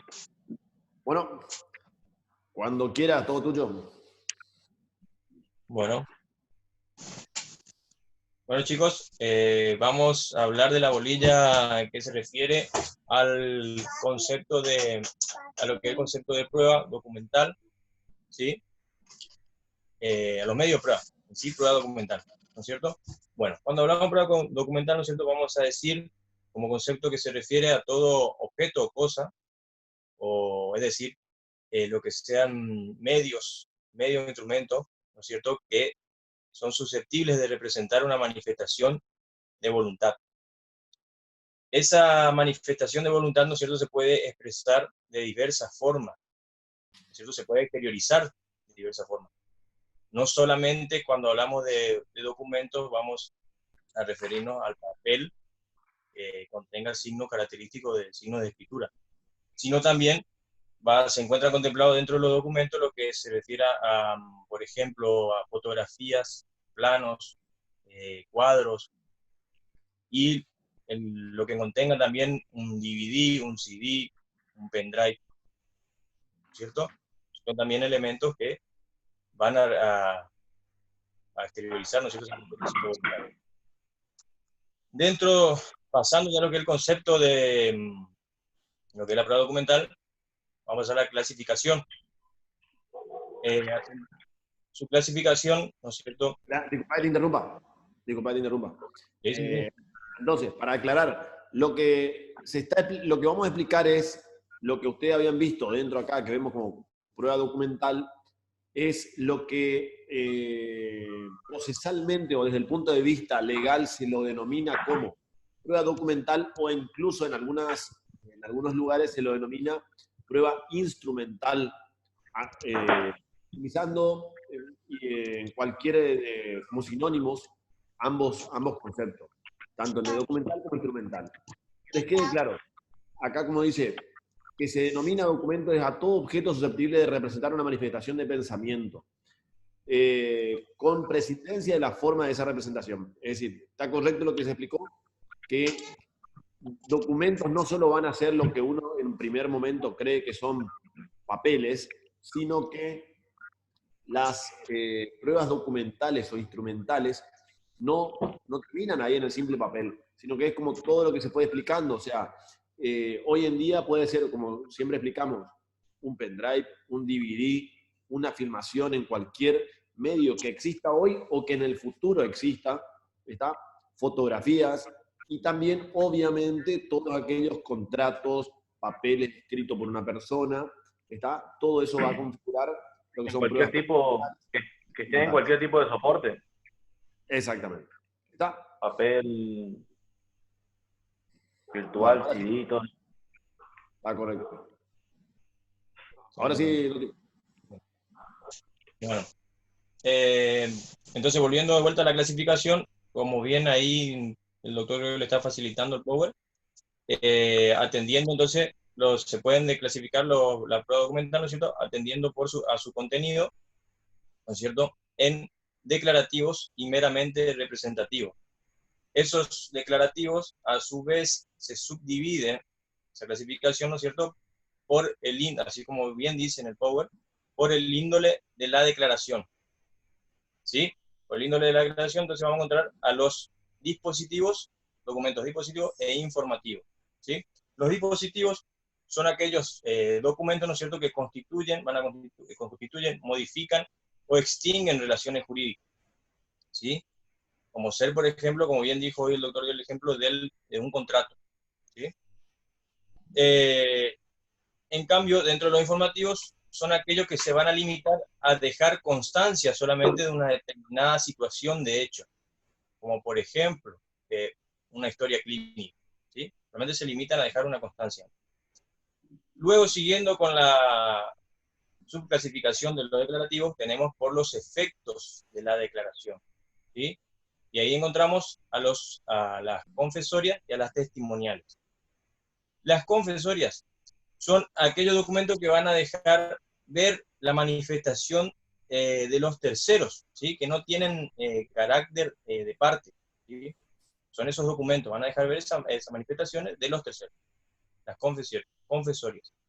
Y las testimoniales, ¿no es cierto?, son aquellas vinculadas a un hecho mediato. ¿Sí? Son documentos vinculados a un hecho mediato. Es decir, que un acto que tiene lugar con posterioridad al hecho que representa, ¿cierto?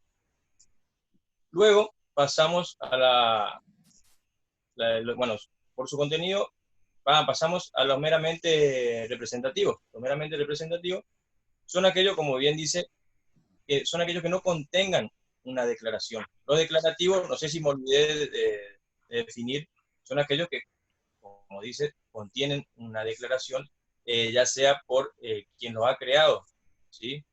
Quien creó esa declaración, es decir, puede ser, o sea, los escritos públicos o privados, ¿sí?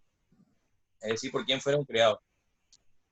Esos son los declarativos. Y los meramente representativos son aquellos que no contienen ningún tipo de declaración. Solamente son meramente representativos, como dice el título. Por ejemplo, como habíamos dicho al principio, una fotografía, un plano, un cuadro, ¿no es cierto? Esos son los representativos. Y luego pasando entonces, de acuerdo a su función, o sea, atendiendo a su función. ¿Me van siguiendo, chicos, o no?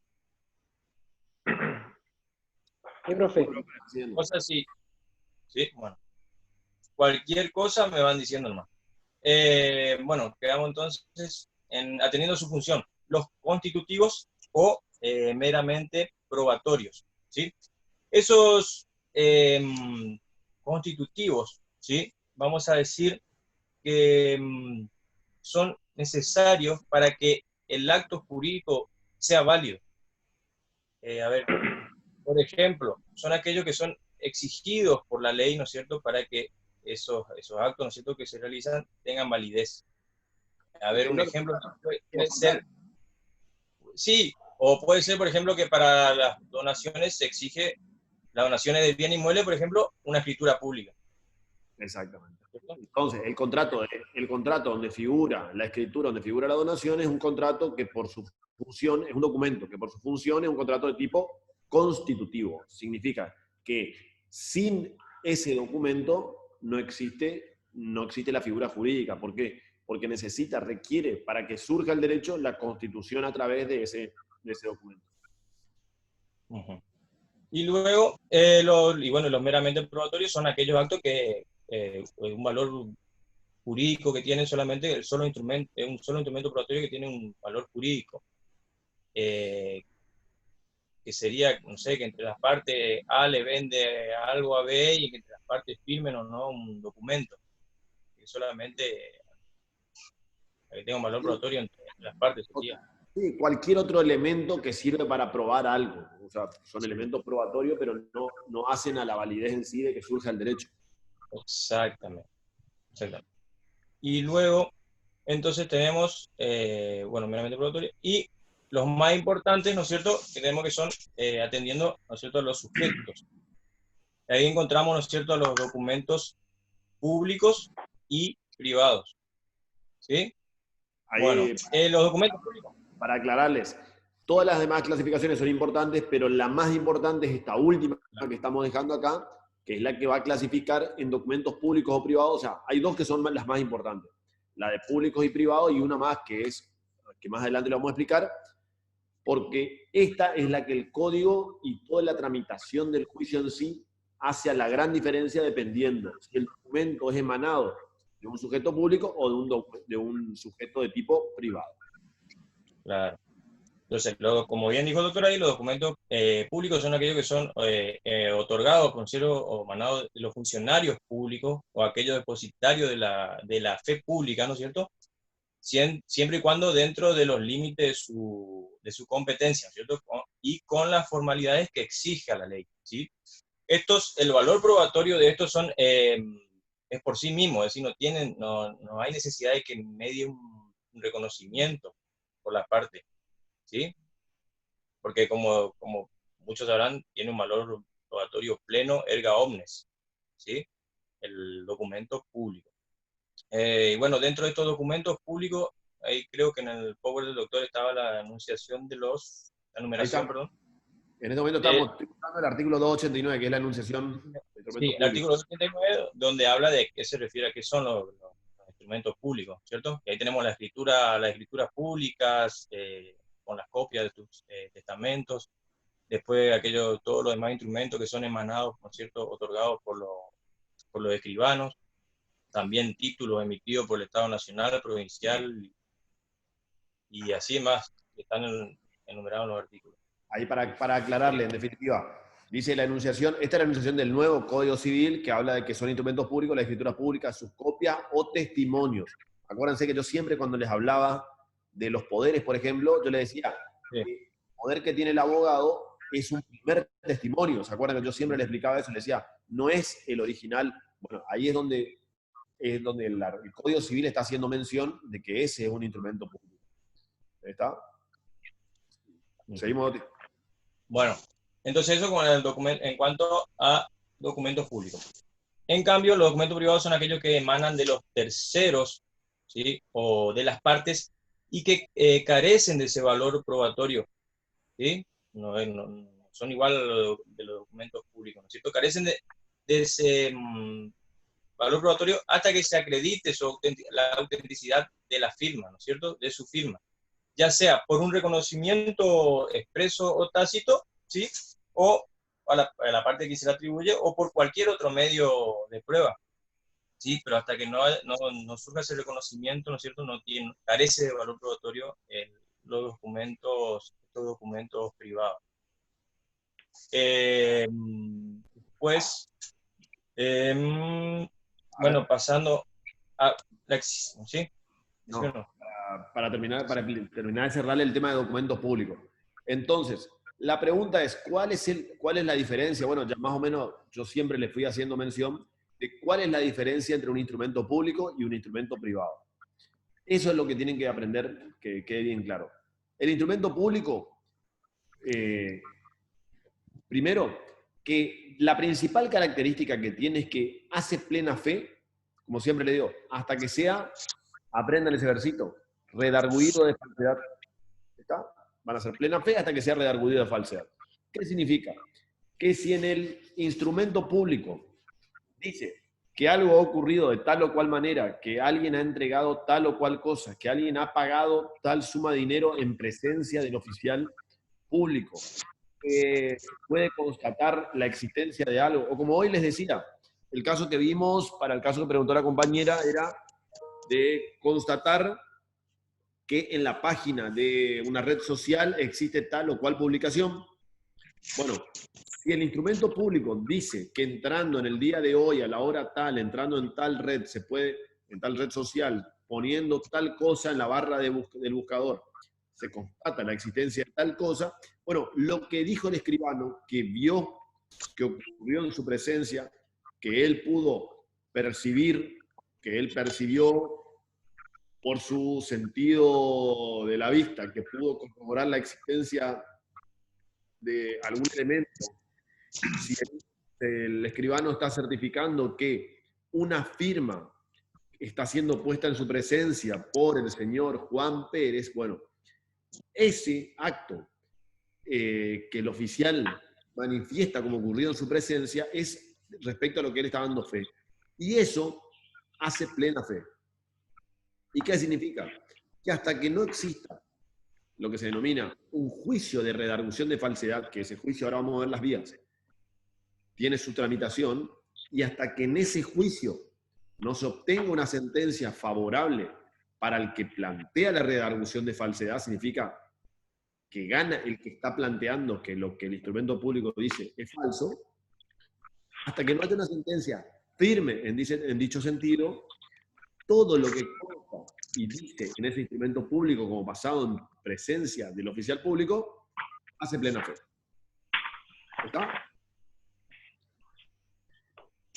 Bueno, una cosita, no sé si, bueno, el tema es los requisitos del instrumento público tienen que saber del artículo 290 del Código Civil, que son Sí, requisitos de validez. Eso no sé si ibas a hablar vos, Doti, o le digo yo. No, de explicarle nomás si querés. Bueno, son requisitos de validez del instrumento público, te dice, en principio, que la actuación del oficial público tiene que ser en los límites de sus atribuciones y su competencia territorial. ¿Está? ¿Qué quiere decir eso? Que no porque un oficial sea oficial público, todo lo que él diga, todo lo que él señale es auténtico, no, sino tiene que ser dentro de la competencia y en el lugar en la que él actúa como oficial público. ¿Está? Si yo tengo un informe del registro de propiedad inmueble que reviste el carácter de instrumento público por ser hecho por un funcionario público, obviamente que solamente abarca lo que el funcionario público como encargado, director del registro público, del registro de propiedad inmueble, por ejemplo, haga en carácter de director del registro de propiedad inmueble y certificando, por ejemplo, una copia de dicho registro. Pero no por eso él va a poder certificar cualquier cosa. Le digo, che, vení, certificame lo que dijeron hoy, el ejemplo de la compañera, una publicación de Facebook. No, es dentro del ámbito del cual él se encuentra ejerciendo y dentro de su competencia territorial. Y segundo, como el segundo requisito del artículo 290, nos señala que las firmas del oficial público, de las partes, en su caso de los representantes, si alguno de ellos no sabe firmar, el instrumento, si no posee ese elemento de la firma del oficial público carece de validez. O sea, el instrumento público tiene que tener la firma del oficial público que dice un determinado hecho, una determinada circunstancia que ocurre en su presencia. ¿Para qué? Para que ese instrumento sea público y tenga esa validez. ¿Está? El artículo 292 del Código Civil, que acá está en pantalla, dice, de presupuesto para la validez del instrumento, que el oficial público se encuentre efectivamente en funciones. Bueno, también es ese otro requisito. O sea, todo lo que nos está dando son cuestiones lógicas de que un oficial público tiene que ser en funciones, dentro de su competencia, ¿está?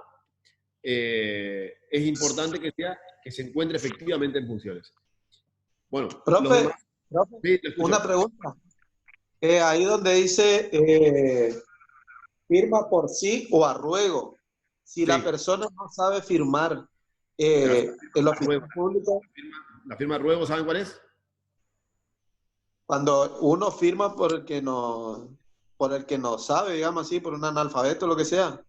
Sí, correcto. Y se deja constancia en todas esas circunstancias. Por eso, ahí va. El oficial público debe dejar constancia de eso o puede hacerle poner la huella digital. No. Hay,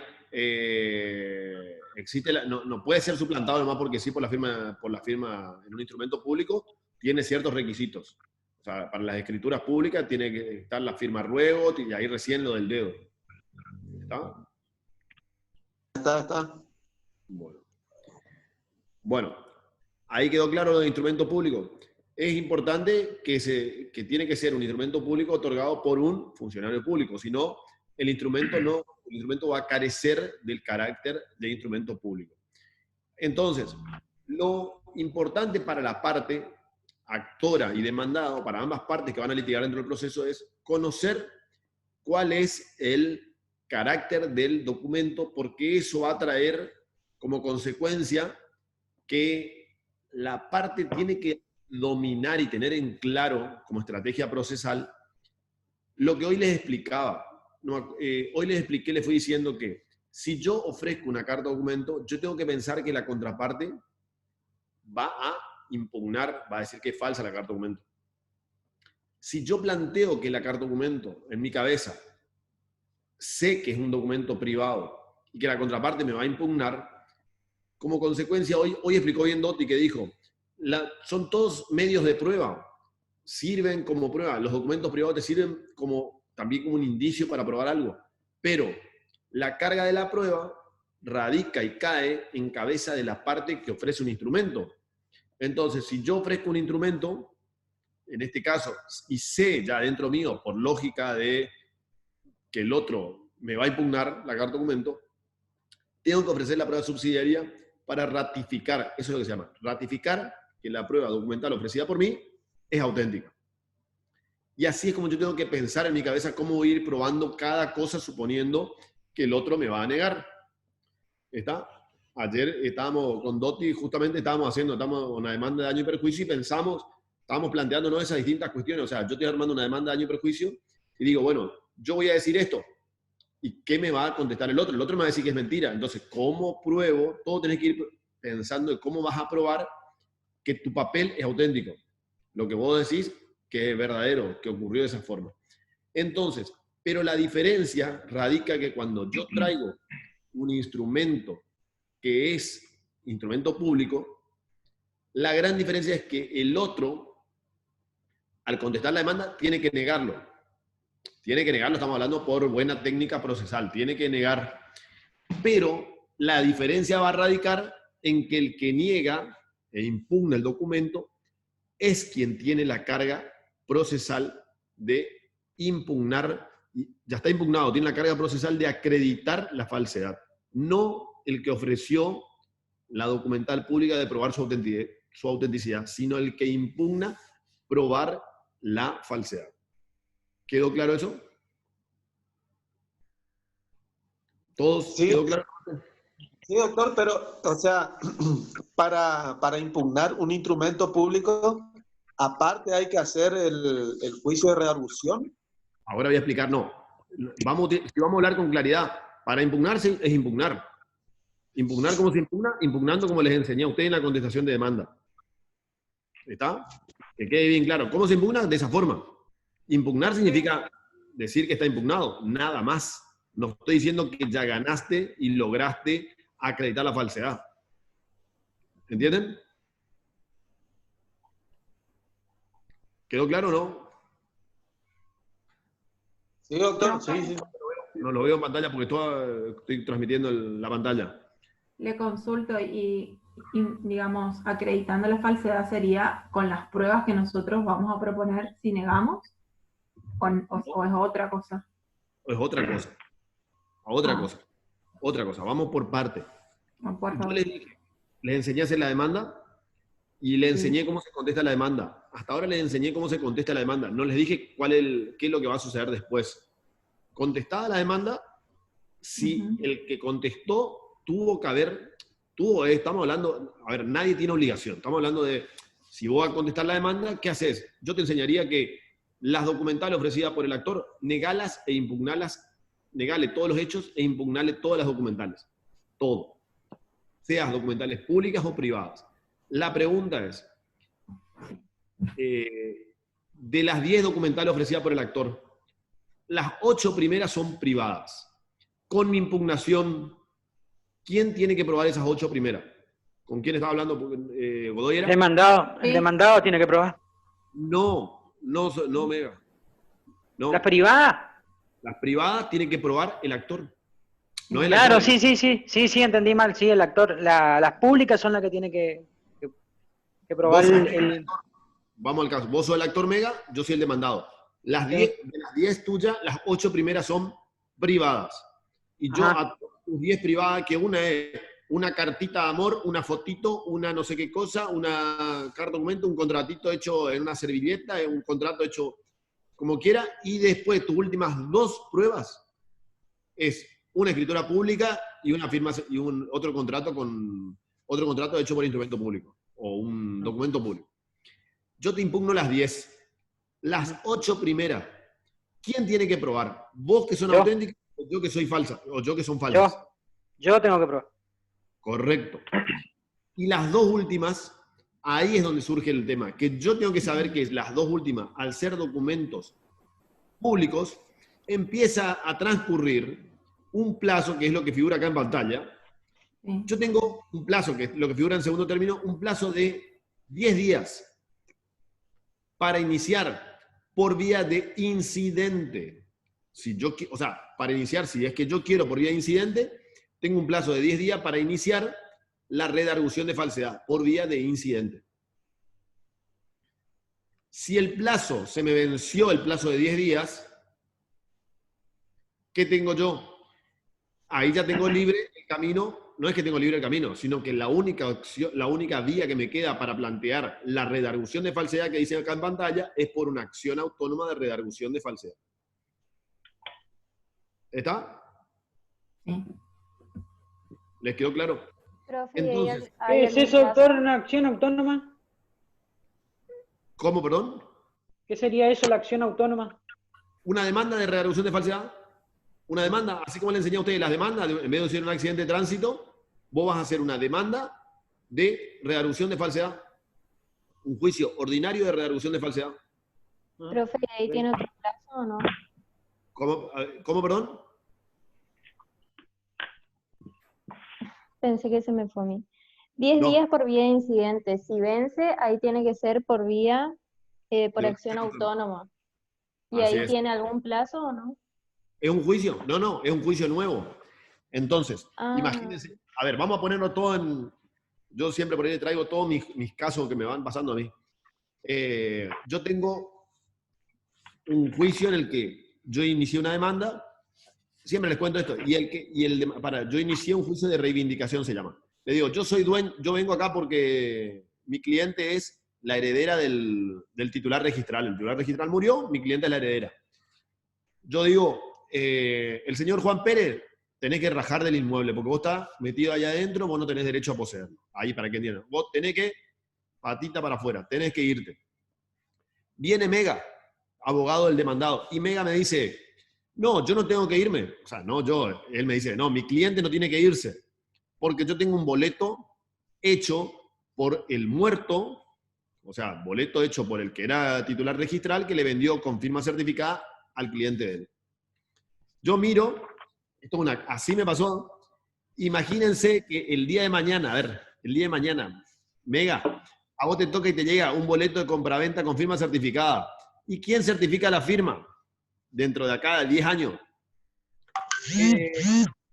El escribano Sorsoli. ¿Y la fecha de certificación del escribano Sorsoli? 1 de julio del 2020.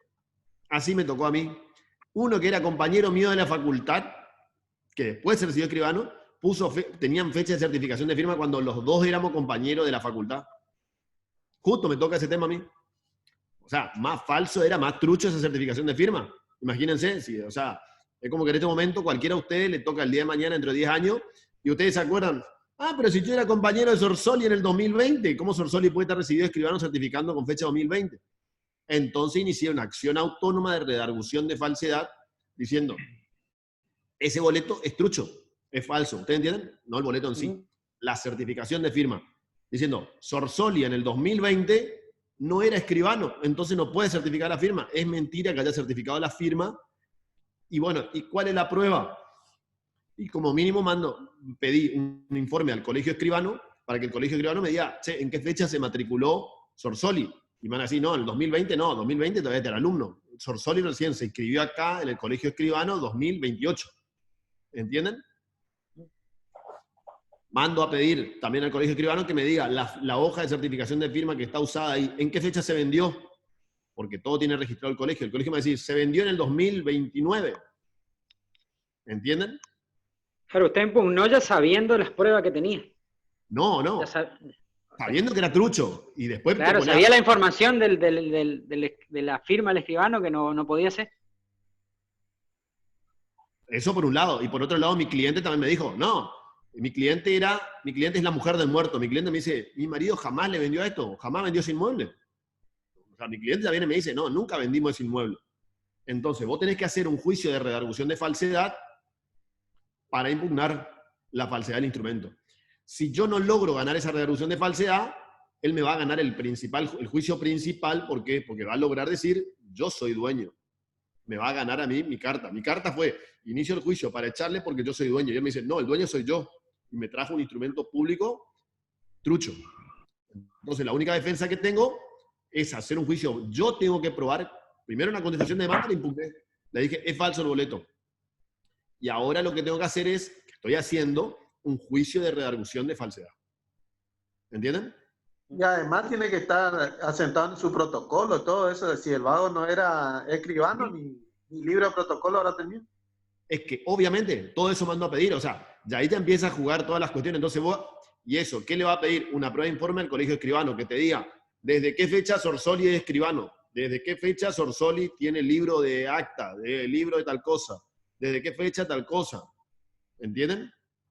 En cada caso concreto vos vas a pensar con qué prueba lográs desvirtuar lo que el otro te dice que es auténtico. ¿Está? ¿Entienden ahí?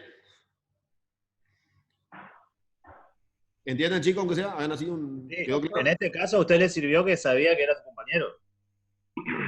Por ese lado, yo ya tenía la seguridad que ese escribano era imposible que esté certificando una firma en ese año. O sea, certificó una firma, o sea, la fecha de certificación de firma decía cuando él y yo éramos compañeros de la facultad, que los dos éramos estudiantes. O sea, ahí nomás yo ya sabía que la certificación era trucha. Después mi cliente me dijo, mi marido jamás le vendió. Listo, bueno, ya tenés... Yo calculo que todas las pruebas me van a salir bien después. ¿Me entendés? Lo que pasa es que la justicia está tan rápida que, ¿sabe qué? Bueno, pero va yendo.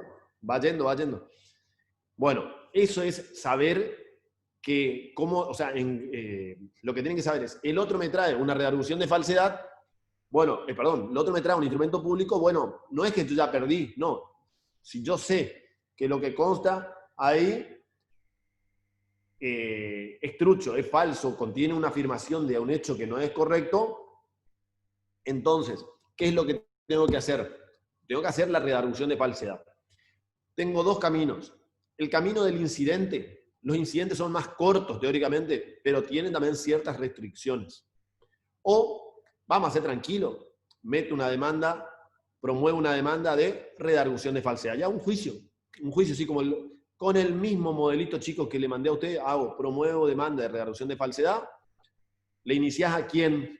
En todo juicio de redargución de falsedad tenés que hacer contra todas las partes que intervinieron.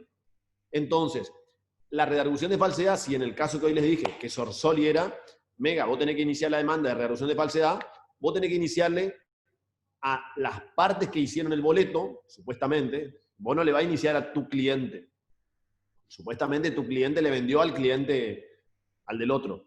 Entonces vos no le vas a hacer a tu cliente, le vas a hacer al supuesto comprador y a Sorsoli. Exactamente, la demanda va dirigida contra los dos. ¿Está?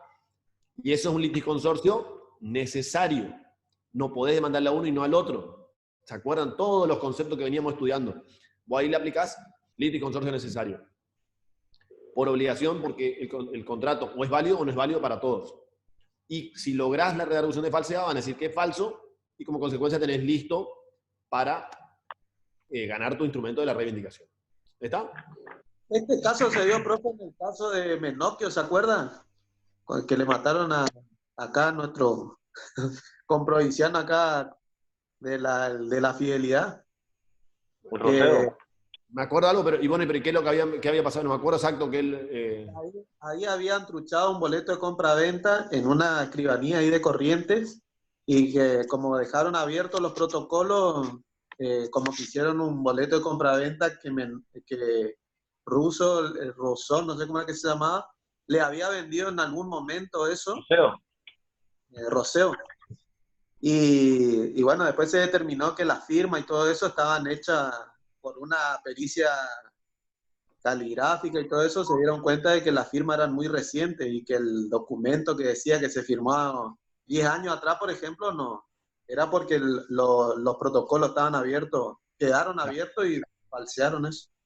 Bueno, yo también en mi prueba pericial, por ejemplo, ofrecí como prueba pericial la pericial para que de los supuestos libros que podría llegar a tener la pericial caligráfica para demostrar que no es del muerto, del que haya vendido. Bueno, en definitiva, ahí es donde está la habilidad de cada uno de ofrecer la prueba con la que vos logres convencerle al juez que es falso el instrumento público que te están tratando. ¿Está? ¿Quedó claro ahí? Bueno, esa es una de las clasificaciones más importantes.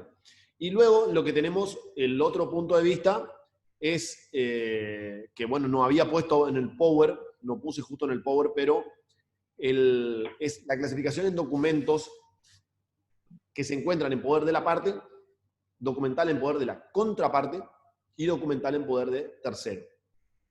La documental en poder de la parte significa la documental que tenés vos. Tenés que presentar con la demanda. O si sos demandado, con la contestación. Tenés que presentarla ya ahí directamente. ¿Va? Junto con el escrito de demanda tenés que presentar toda la documental. El que contesta la demanda, junto con ese escrito, presenta toda su documental. Obviamente la documental que tiene en poder la parte. Luego, la documental que vos sabés que existe, pero que está en poder de la contraparte, tenés que ofrecerla e indicar que tiene la contraparte.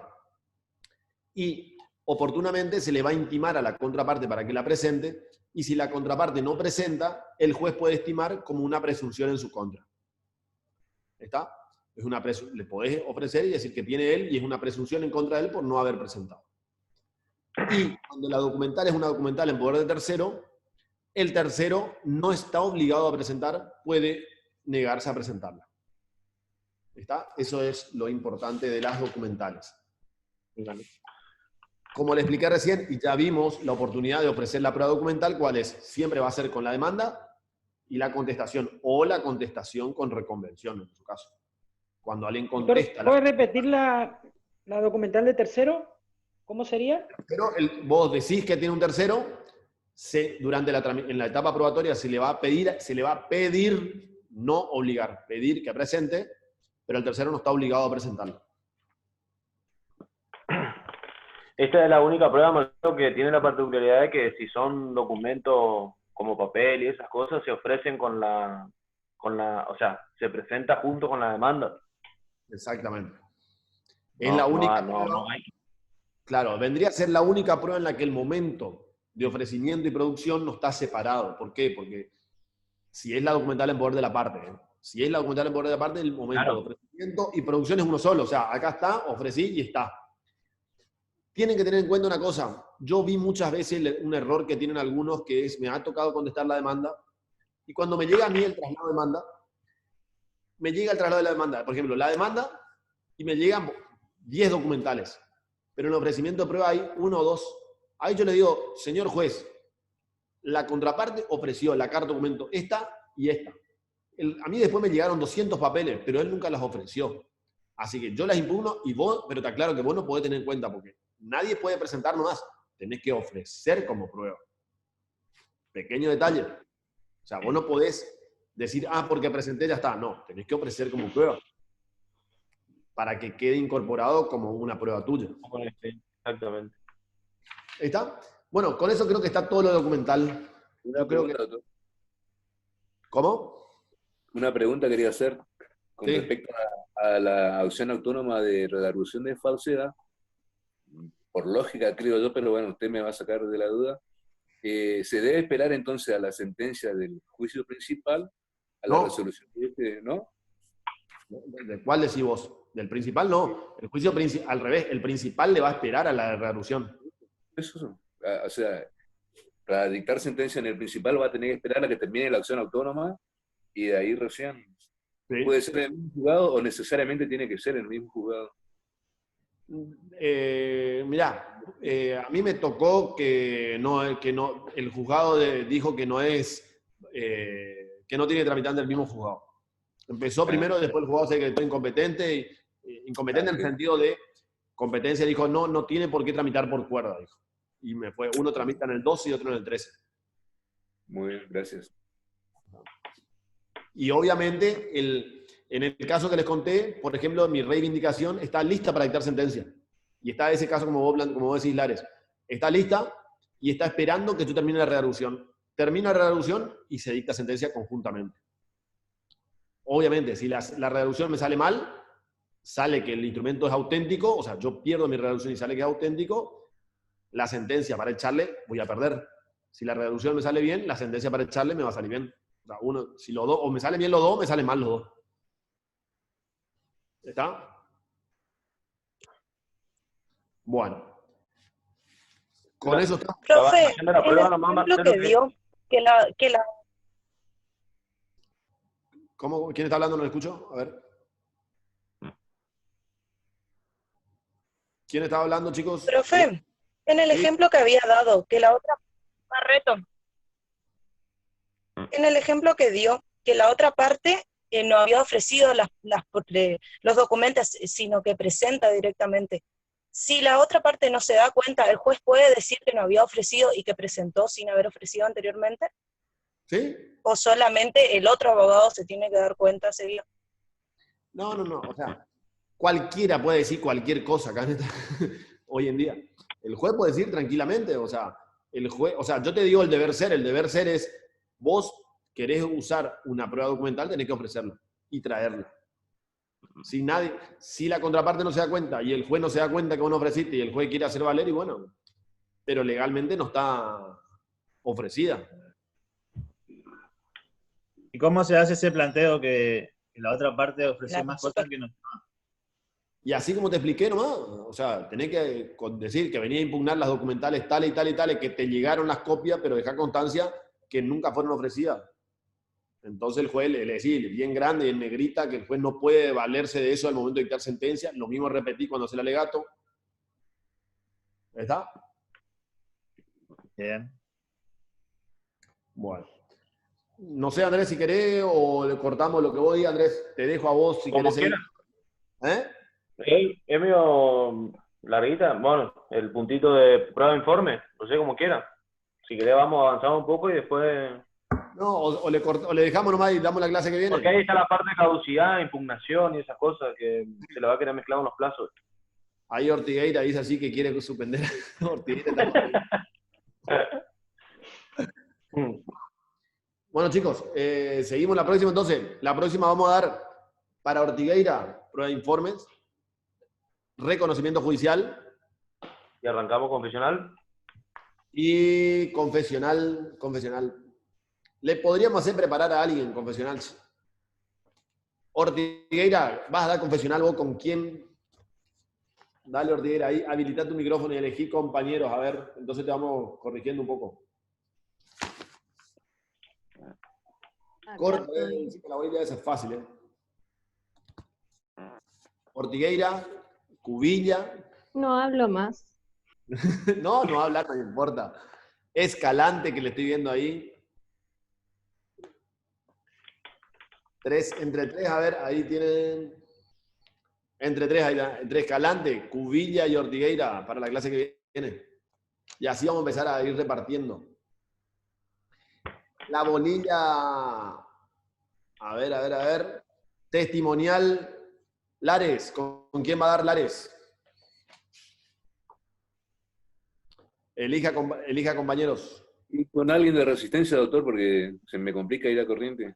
Así que... Pero, igual no pueden juntar. No están en fase 1 ahí. Nadie puede ir a ningún lado. ¿Quién dijo? Es todo virtual. Por Zoom, estudiar con Ortigueira.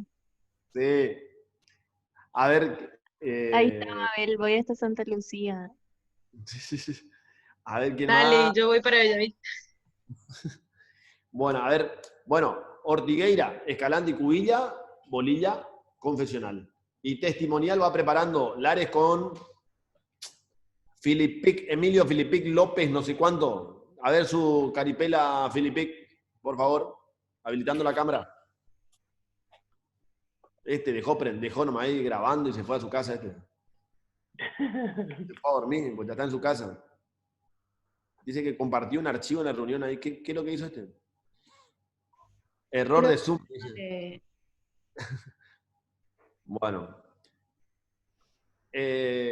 Bueno, chicos, ahí Filipic, Lares, ¿quién más? ¿Quién más va a dar? A ver, Robledo, listo. Robledo, vos y Lares, entre los... Escuchen, la bolilla completa de testimoniales.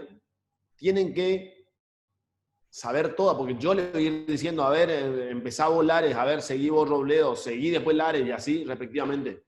Ahí está. Y le vamos a agregar a Sotelo, que está una cara aburrido hoy, que ni participó. Le vamos a agregar a Sotelo.